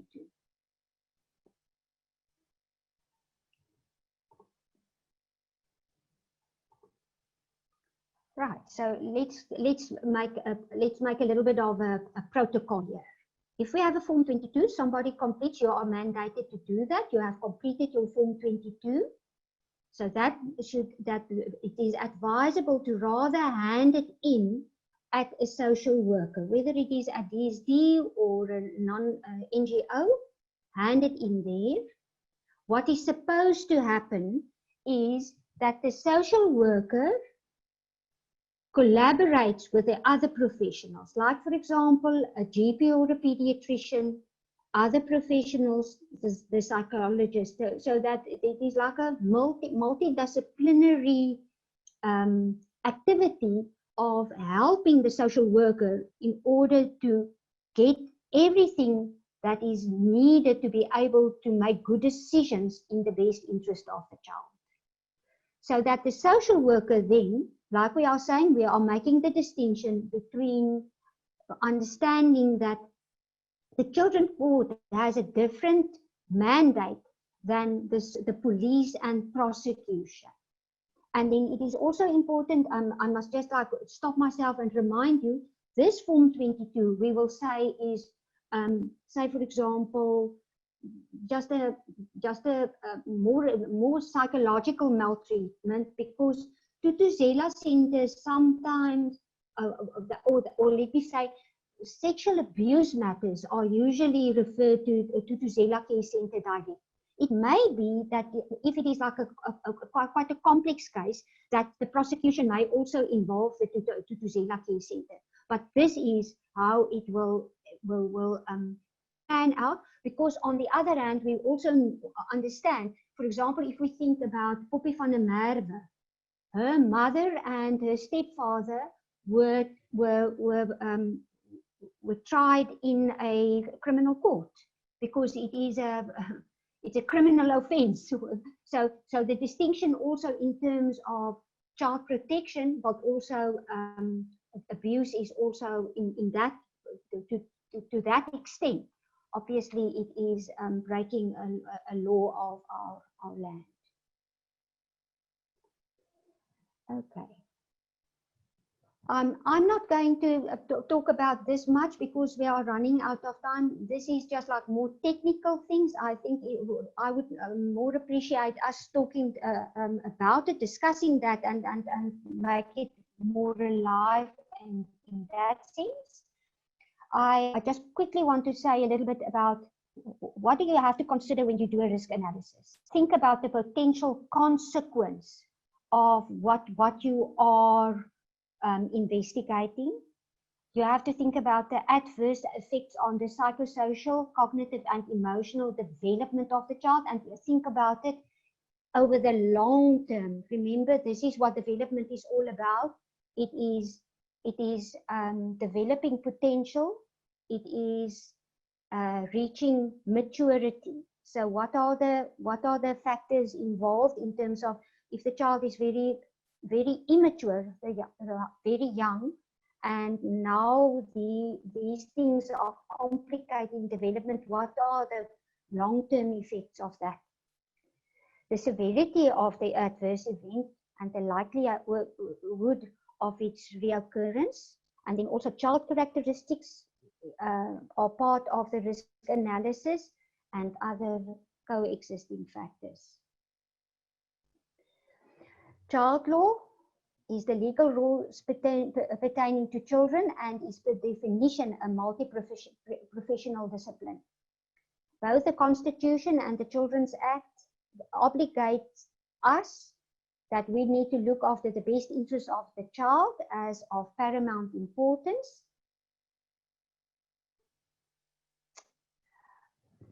Children fall through the cracks when service delivery is fragmented, unstructured, or uncoordinated. The involved professionals are not trained in child development, theories of attachment, and developmental trauma. Children fall through the cracks when an invalid set of assumptions is used. Service delivery is terminated prematurely, thinking about that the little girl that the children's court case was closed in Gauteng, and it all played out later. This child was traumatized to have contact with her dad. She had these very disturbing symptoms, and nobody could do anything about it because the court order said she had to see him. Safety, parenting, and the developmental plan is not appropriately monitored. So everybody forgets, but that there were things put in place to protect the child, but nobody is making sure that these protective measures are being applied. Awesome.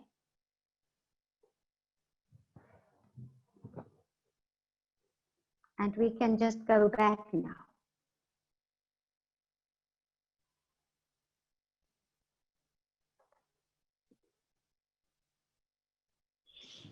Thank you, Hetta, so far. It's very informative, and I see the comments from some of the delegates. You know, it's really very helpful and very, very meaningful, actually, the contributions that you're making this morning. At the background, Hans and myself, we're talking about the possibility to not go into the breakaway rooms now, but stay with you. If you can maybe just go down, look down into the chat box down there. Okay. You can maybe just find the chat box and see there's a couple of very, very, very good questions that we would rather you address than go into the breakaway group. So if you maybe can just scroll up or down there and see what the questions are and maybe just address that rather than... Okay, and well, Christine, just make sure that I am with the first question that I is Enrico's, hey? Yes, yes. Is that the first one? Yeah. Are you with me that this is the first? Yeah. Okay. Enrico's question, and then if you scroll down, you'll see that there's also one from Ursula. Okay. Here I see it. And then yeah. there's one from Madeleine Kluter.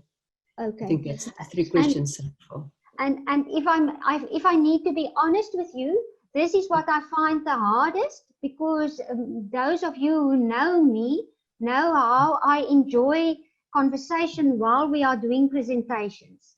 So if first prize to me would be, but Hans, you are right.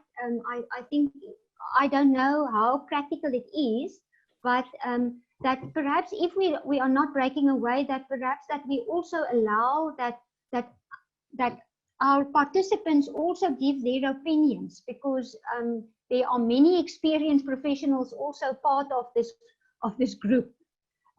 So let me start off, but please, can I make a suggestion that they just like raise a little hand or make something if they wanted to add something, because they are used to me enjoying the whole idea that we speak together. Is it possible, Christy and Hans? Yeah. Yes. Aren't you muted? Yeah. Thank you, Christy. I think let's because we've got a bit of time, so I think let's try and have the questions that people speak. I think let's try answer those first 3 questions. But if you've got further questions, if you just raise your hand, then I will try and let you speak. And Christy, if you can also just watch the screen. Okay, thank you. Okay, let's start with Enrico's question. It's absolutely a very important question that Enrico has raised. I don't know whether everybody has their screens open, but it is. I do not see any obligation for coaches or sport conditioning trainers to report suspected abuse. But these professions do regular body composition testing and would pick up abuse very quickly. My sense is, if you look at the kind of professions that are identified there, my logic will go that they are also obliged to do that. I just want to quickly go to the but I think there is a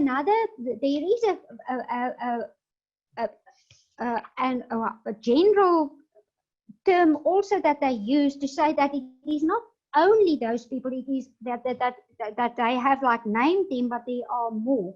Just really want to see if I can find that. Okay, I'm going to read it to you again.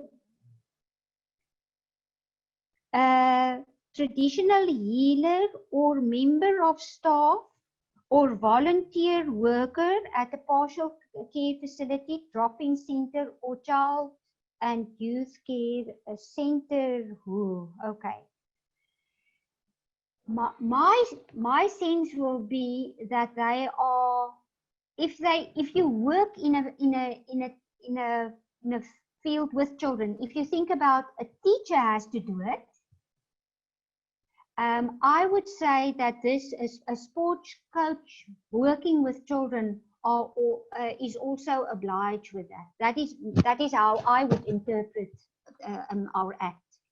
I wonder whether our social workers, or if there is anybody more knowledgeable than I am in terms of this, but I don't think, like I say, I will interpret that they are included in this.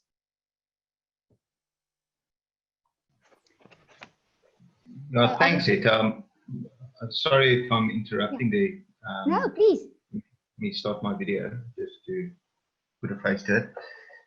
Just give you a little bit of background. We do a lot of talent identification programs in the rural areas for the Department of Sport. And over the last 10 years or so, I've been obviously working closely with about 2,000, 2,500 athletes in the rural areas. And we do quite a bit of invasive testing on these athletes, you know, touch their bodies, do a little bit of body fat percentage, circumferences, but there's absolutely no avenue for us through the department to actually disclose if we do pick up anything. It's also not a topical question, but the more we've gone into this topic,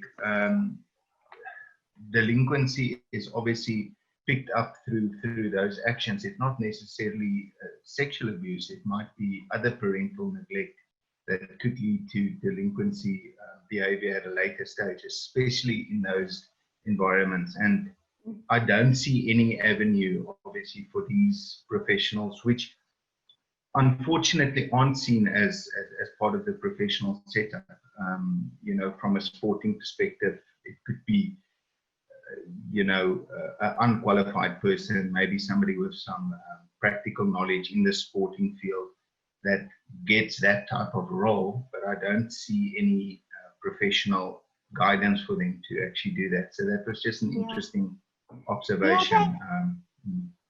Thank you very much, Enrico. I just want to quickly say, if you look at the Form 22 itself, and I now have the new form that Natasha has sent to me, if you look at there where you have to indicate what you are, I see that, for example, there is an other that you can specify in which role you are doing it.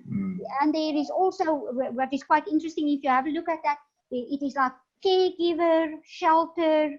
They are, so like I say, is that I would make sure that this is part of their understanding that they have an obligation to also report if they have reasonable grounds for that. But I think it leads into the second question, Hetta, where if you report something and it tends to not be classified as abuse, that relationship now, you know, between that's the other concern that I have. You know. So if you could maybe just give a bit of insight into that, it would be very appreciated. This is very difficult, and Enrico, you actually now with this question, you are bringing us as psychologists. I think my colleagues will agree with me. This is very difficult. It's a very tricky issue in terms of making a decision. Who do you? I almost want to use the phrase, who do you want to protect? Because it is, like you say, is in a situation, even if we take it that, say for example, it is true that the parent or the caregiver indeed is neglecting the child or abusing the child. One's relationship with this parent, whether it is true or not, or substantiated or not, there is an effect. And this is the hard part, the thing for me, why I am doing it much more easily than I did it before, is to say that I specialize in children, and my reality is that I am the voice of the child, and therefore if parents are angry with me, this I need to take, and I need to take the flak for that, because the fact is this child doesn't have anybody else. If you hear what I'm saying from a child protection view, because of being in a situation where optimal development is not taking place. but another consequence to this, Enrico, is also now you have created dynamics, because now the child has said something, a professional has been brought into the privacy of the home or the privacy of the relationship, and like you say, now what are the consequences also in terms of the child's relationship with this parent who is being like accused, or so it is really very tricky. What is also helpful is in terms of having a system of professional people who are working together, who are collaborating, because then the decision can be made in terms of who takes the responsibility for whom. For example, if the parent has to, like that part of the process would be to have a kind of a therapeutic role for ascribed to somebody who can assist the parent, or to try and help the relationship. If you hear what I'm saying, is in terms of that way, trying to deal with the reality of our mandatory reporting. I don't know whether there is anybody else that would make a comment, because this is actually very important to talk about the reality of the consequences of reporting.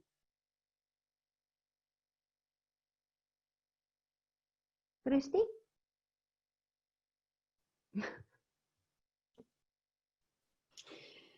Yeah, Hetta, I would guess that, at that point, the damage done in the relationship between the child and the parent would, on a deeper level, amounts to betrayal, which is a very, it's a deep wound, to heal between people who formerly trusted each other. But again, back to the protection of the child, I think it's very important that one gets to the bottom of why would a child say something like that or report something like that and severely betray that parent if it's absolutely not true. So we see in practical circumstances that sometimes it's actually the other parent that is behind that, that got the child to have a false belief about that parent, So I think the severity of that problem would need to be evaluated or investigated, because if it is the other parent that is behind that, and that is actually a false belief for that child, you're looking at a severe form of psychological abuse, and that child would need to be treated in some sense, to come to the truth about the other parent. Otherwise, that can leave that relationship severely damaged forever if it's not healed. Yes. So I think the important thing would be to get to the bottom of what the problem is behind the statement of the child or the reporting of the child, and the healing of that. The problem within the child. I think that would be a very important focus. We normally see that parents are, if they are adequate parents and they are loving, that they can hold a space for that child, to heal the relationship. So the focus would be more on the child, I would say, to bring the healing process in that relationship, and get the parent to support the therapeutic process to help heal whatever is wrong within the child's psychological or mind, towards that parent. So. And Enrico, I want to say thank you for this question, because it also takes us to the place of realizing how responsible we need to be. On the one hand, to be really careful that we give children, let me say it in that way. In general, children have the same dignity than parents, and that we have to, if we have to make a choice, it is not whether that the child doesn't play second fiddle on the one hand, because this is what the Child Protection Act is all, or Child Protection is all about. But on the other hand, that we need to be careful for the consequences of our actions and to be able to be mindful of how we do it. What do we put in place? Christy, you have that. I always forget that phrase that you use for. It boils down to an action that has the least. What was that? What was it? Is like a. What is that? What you have that? You make the decision in terms of the actions that are taken, that it has the least detrimental effect, or what was that?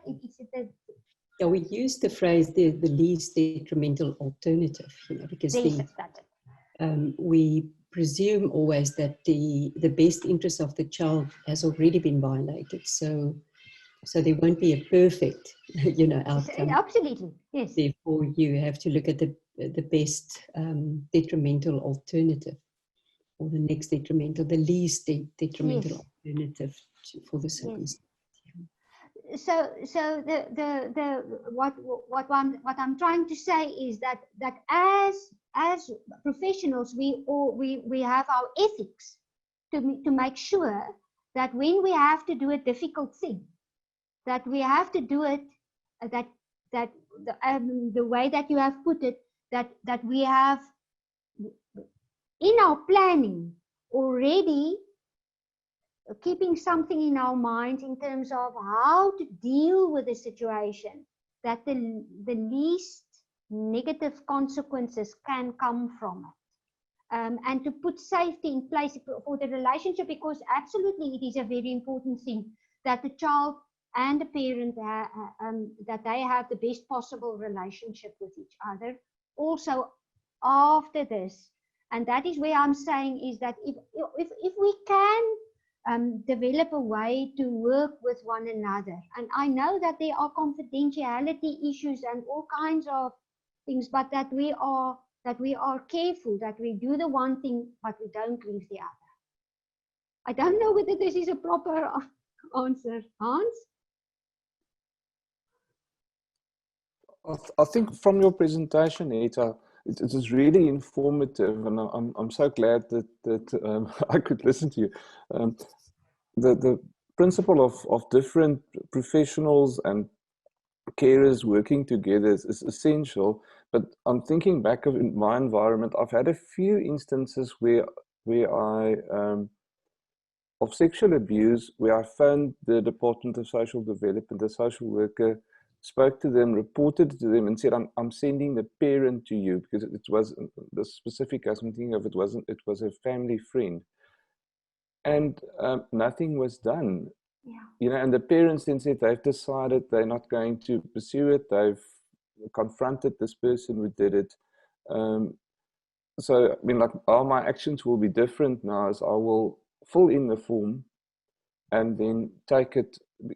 It seems like once they've received the form, they must take action. So I was in the wrong there. So yeah. And Hans, I just want, and like I say, the thing is, because I am really working with little children, I am very much aware, and you can see that the vulnerable age group is what they say. They say 0 to 5 years. Physical abuse, because I mean, what can they do? So the thing is to just like also be alert, that you are more alert with younger children. And what I say is that I think that case study that I did of the little girl that I explained to you from that moved from Gauteng, fortunately, it was because of the fact that the social worker referred this child to me. I can say it is me, and that because I tracked this whole process because of me understanding where it went wrong. It was not very difficult for the children's court to understand, but this dad cannot be this child's dad. That it was a question of, it was just one court case and his rights were taken away. So what I'm saying to you is, if we can understand how to work together, to be able to make sure that the situation is monitored, and that we then Hans, I just want to say that is the difficult part, because I had a situation where DSD referred the child to me. Now this is very difficult. Okay, you sent and DSD sent the child to me to be able to, but so it's difficult. But as long as I am, in a way, I'm respectful of the social worker of DSD. At least she did something.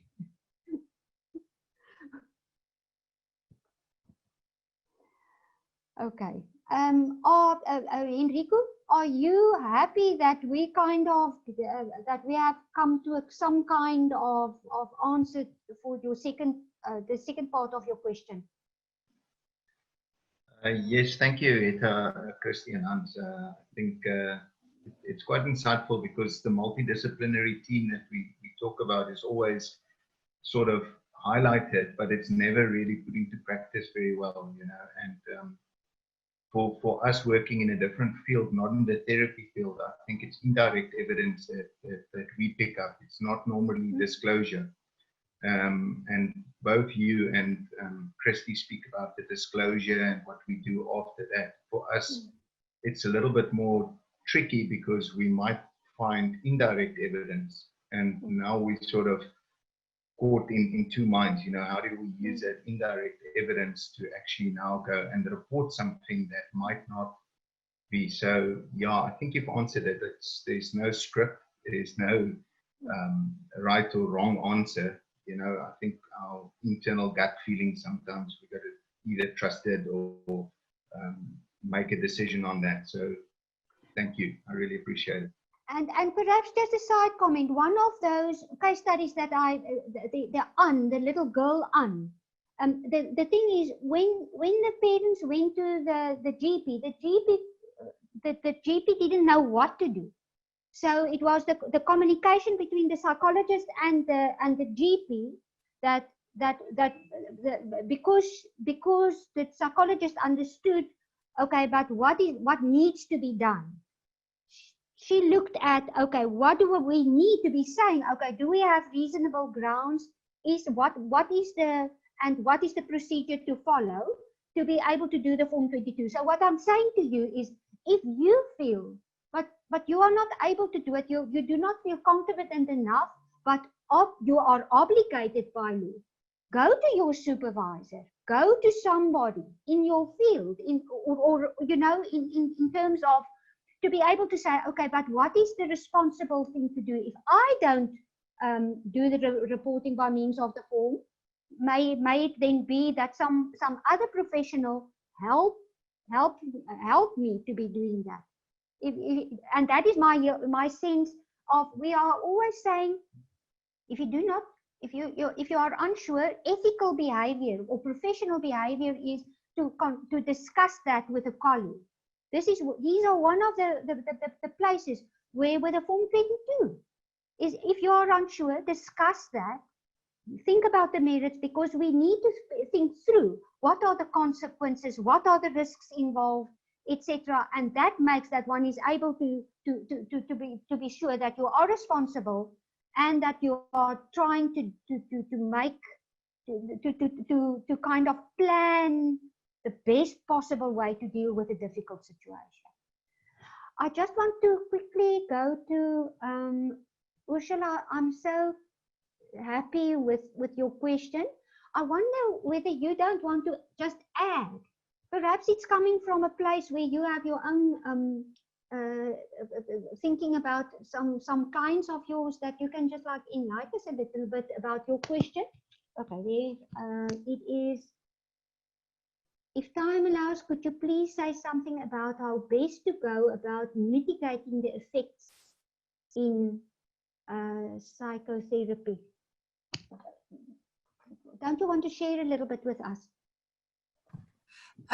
I know that you do a lot of play therapy as well as your forensic work. So I know that you have a lot of experience in dealing with that, also with older clients.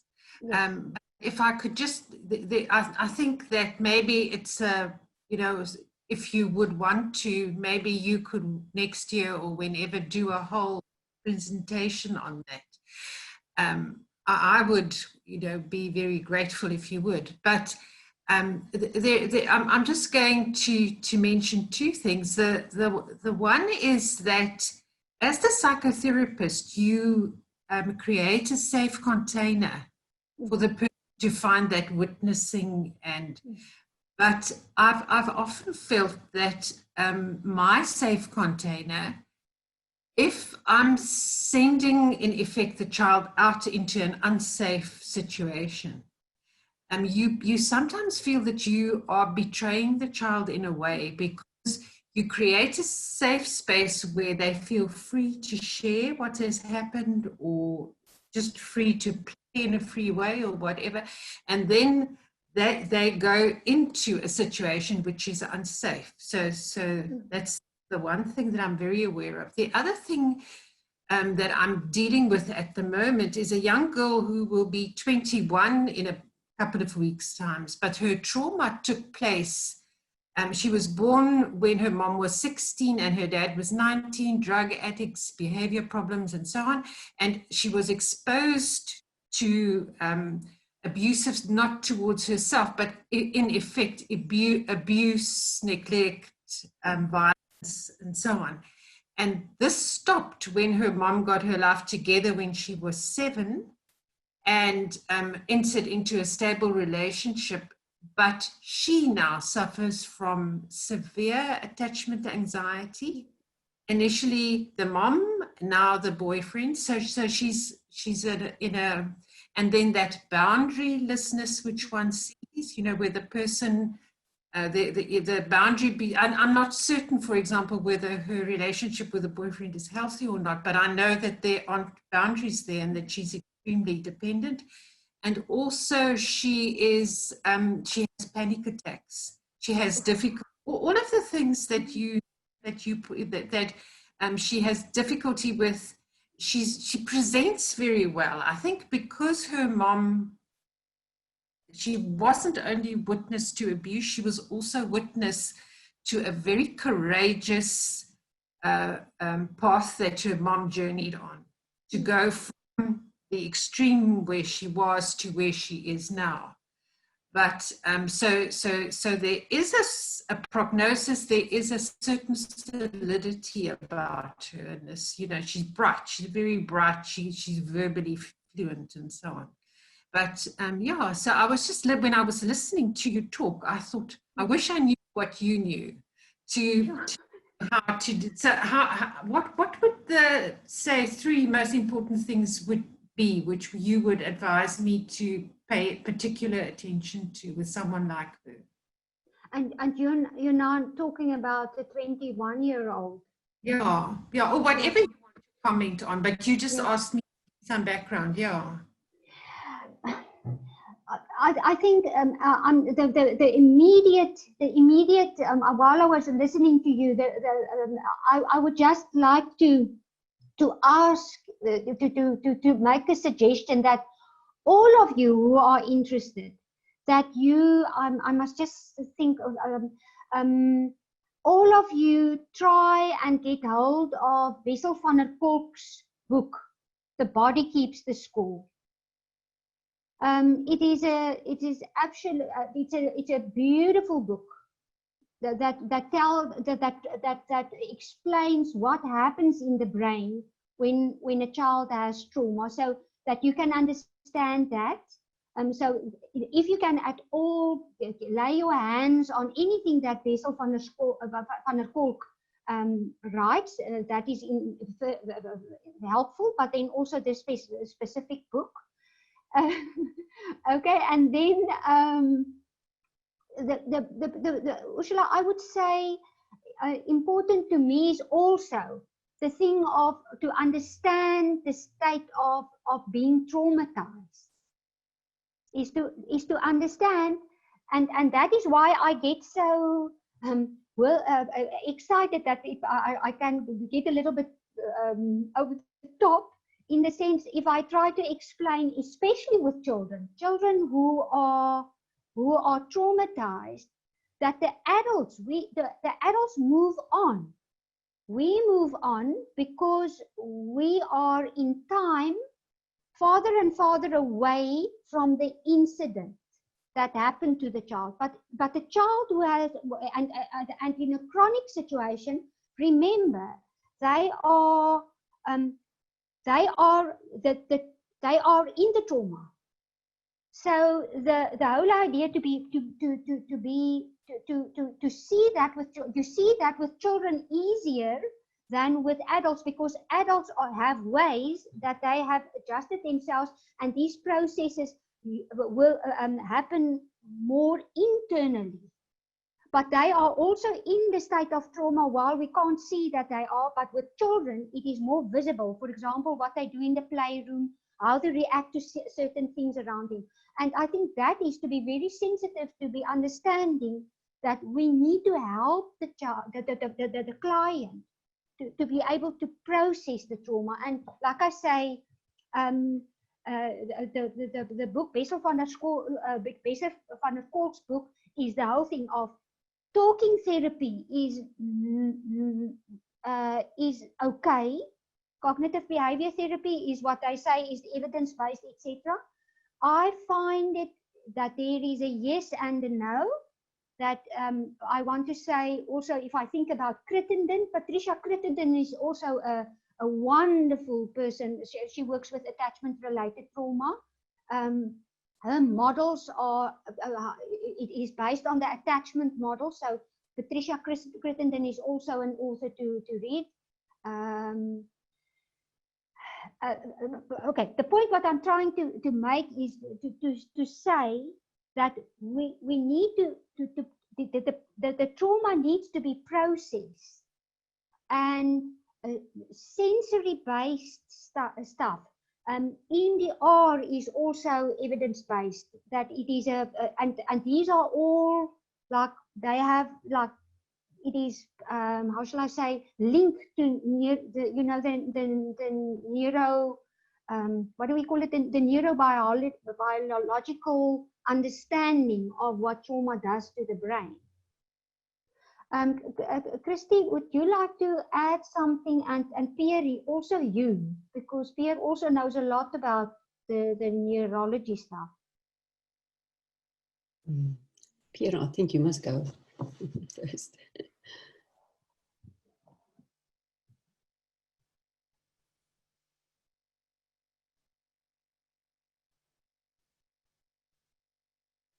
Pierre, you can just unmute yourself there. Okay, thank you. Can you hear me now? Yes.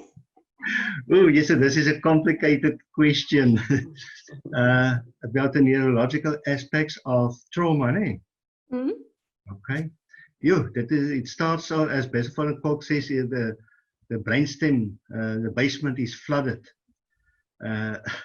whereby the limbic, even before the limbic system, we know that about a millionth of a second, information comes through on the level of the brainstem and the pons and the medulla, and then it goes also up the neurological pathways to the brain, and then in the brainstem there's the locus coeruleus and the periaqueductal gray matter, and those are the first systems that activate the reflexive fear responses. Can you hear me? Yes, we hear you. Okay. Thanks. And then the information is going to the limbic system, which is actually a millionth of a second slower than the brainstem even.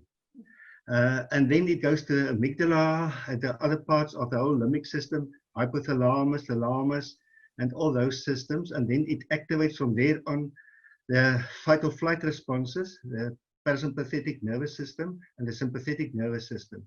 So there are actually two centers of fear in the brainstem and in the limbic system.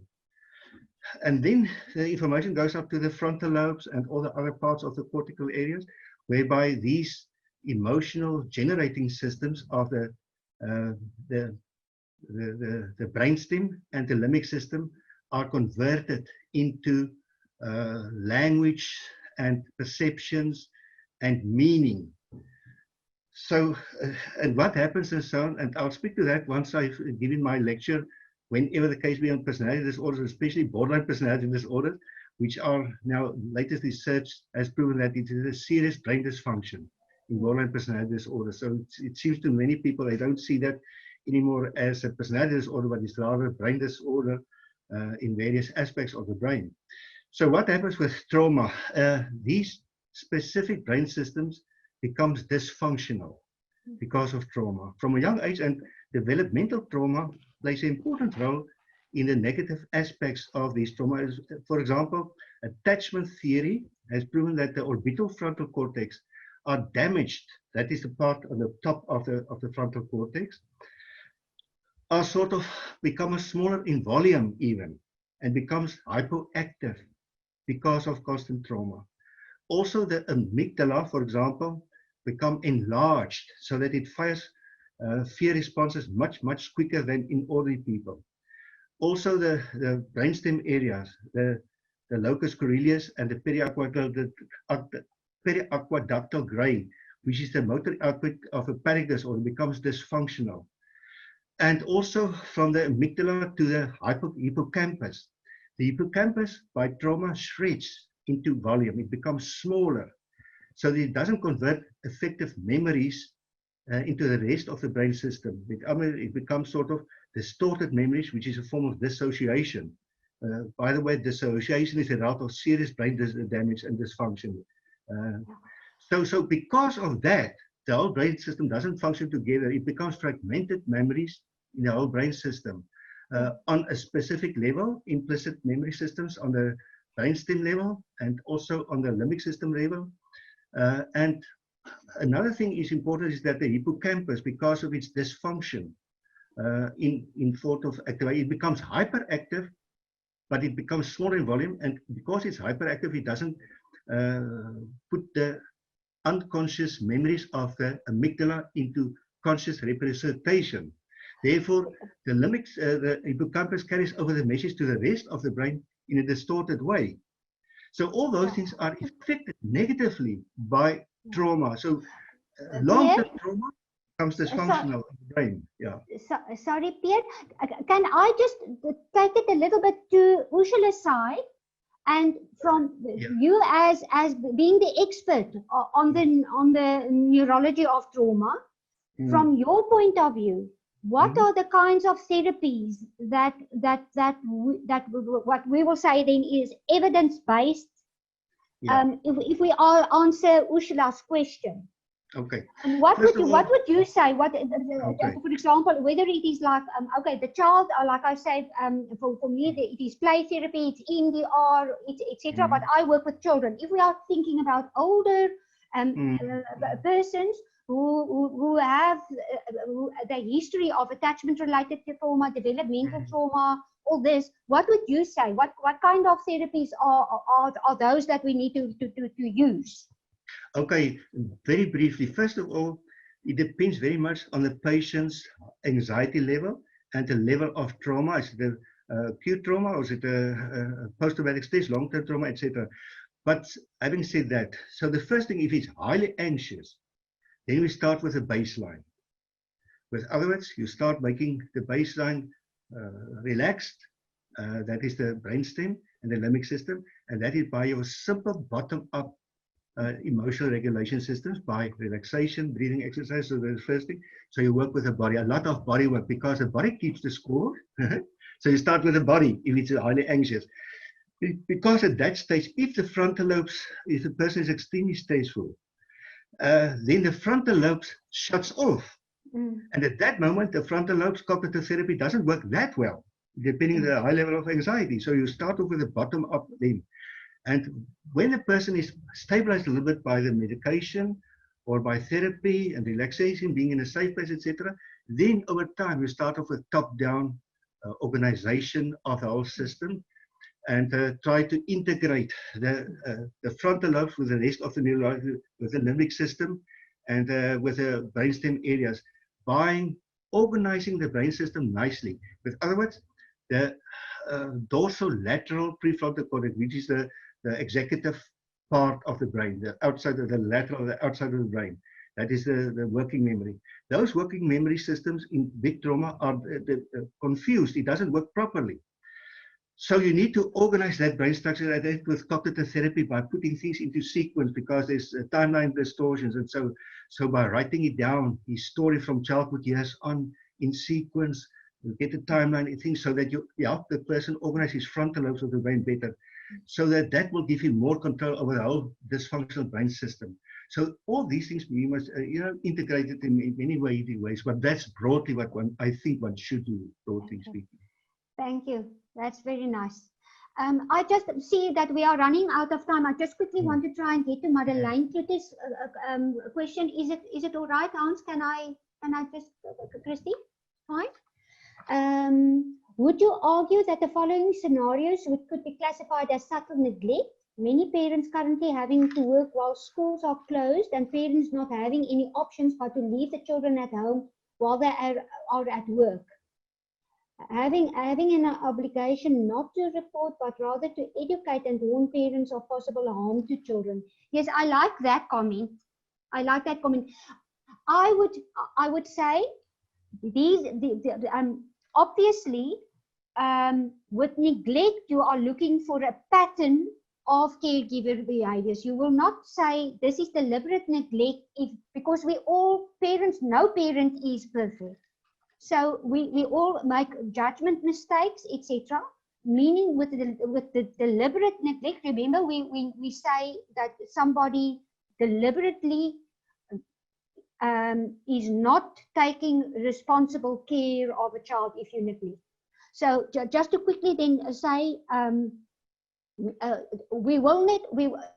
would be careful to use the word neglect in a situation where, for example, the parents have to go and work, and I would rather go from the positive side, as you are suggesting here, that we are working proactively by preventing that it may be neglectful, to be able to make sure that the parents, if they have to do it, what safety plan do they have for these children who are alone at home, etc., etc. If you hear what I'm saying, it's from a proactive point of view, preventative point of view, for making the best possible plan for the circumstances of these children, because it is an exceptional situation with the parents having to go to work, and then also having to have somebody to look after the children. I hope I have answered your question, Madeleine, and thank you also for making such a positive comment here at the end. Is there anybody who wants to add something?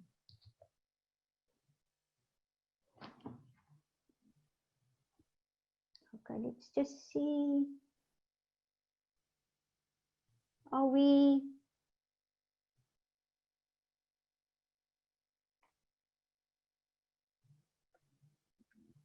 Okay, Hans, did jy nou hierdie oulike Hans wrote here, if you're unsure, discuss with others to plan for difficult situations. Yeah. Okay. I quoted you, Hetta. Okay. What is that? I thought you said Wessel van der Kolk said it. Okay, thank you. That's wonderful that you have added them. Okay. Yes, we are running out of time. Is any other questions? Or I would actually appreciate comments. Comments in the sense that we have said, Hans, apart from the topic itself, also then say, you know, that we just get feedback about the Zoom way of presenting.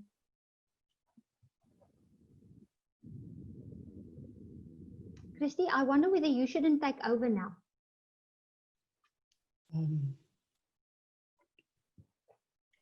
Okay, yeah, thank you, Hetta and Hans. Hetta, I want to make a lot of comments, but for the time restraint, I'm just going to choose a short route to say thank you so much, you know, for the presentation. I think, you know, Ursula actually said it very well. You know, the richness of your knowledge, and it's the how many times that you've presented in this study group. So we are just so privileged to have you, and we really, you know, really enjoy your presentations, and find it so knowledgeable, and you know, equip us to just rethink our way of thinking about children and our involvement with children. You know, I think our ethical code has one of the requirements is that we have to take extra care when there's children younger than 14 years of age, and you know, bringing all this richness of knowledge, you know, really equip us to take extra care. So thank you so much for that.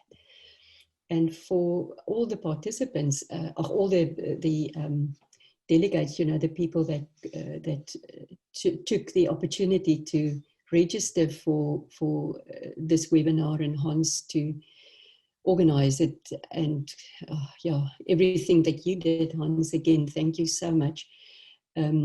We are, I think at this stage, very happy that we could bring our study groups presentations to Zoom, and we will work on the next one.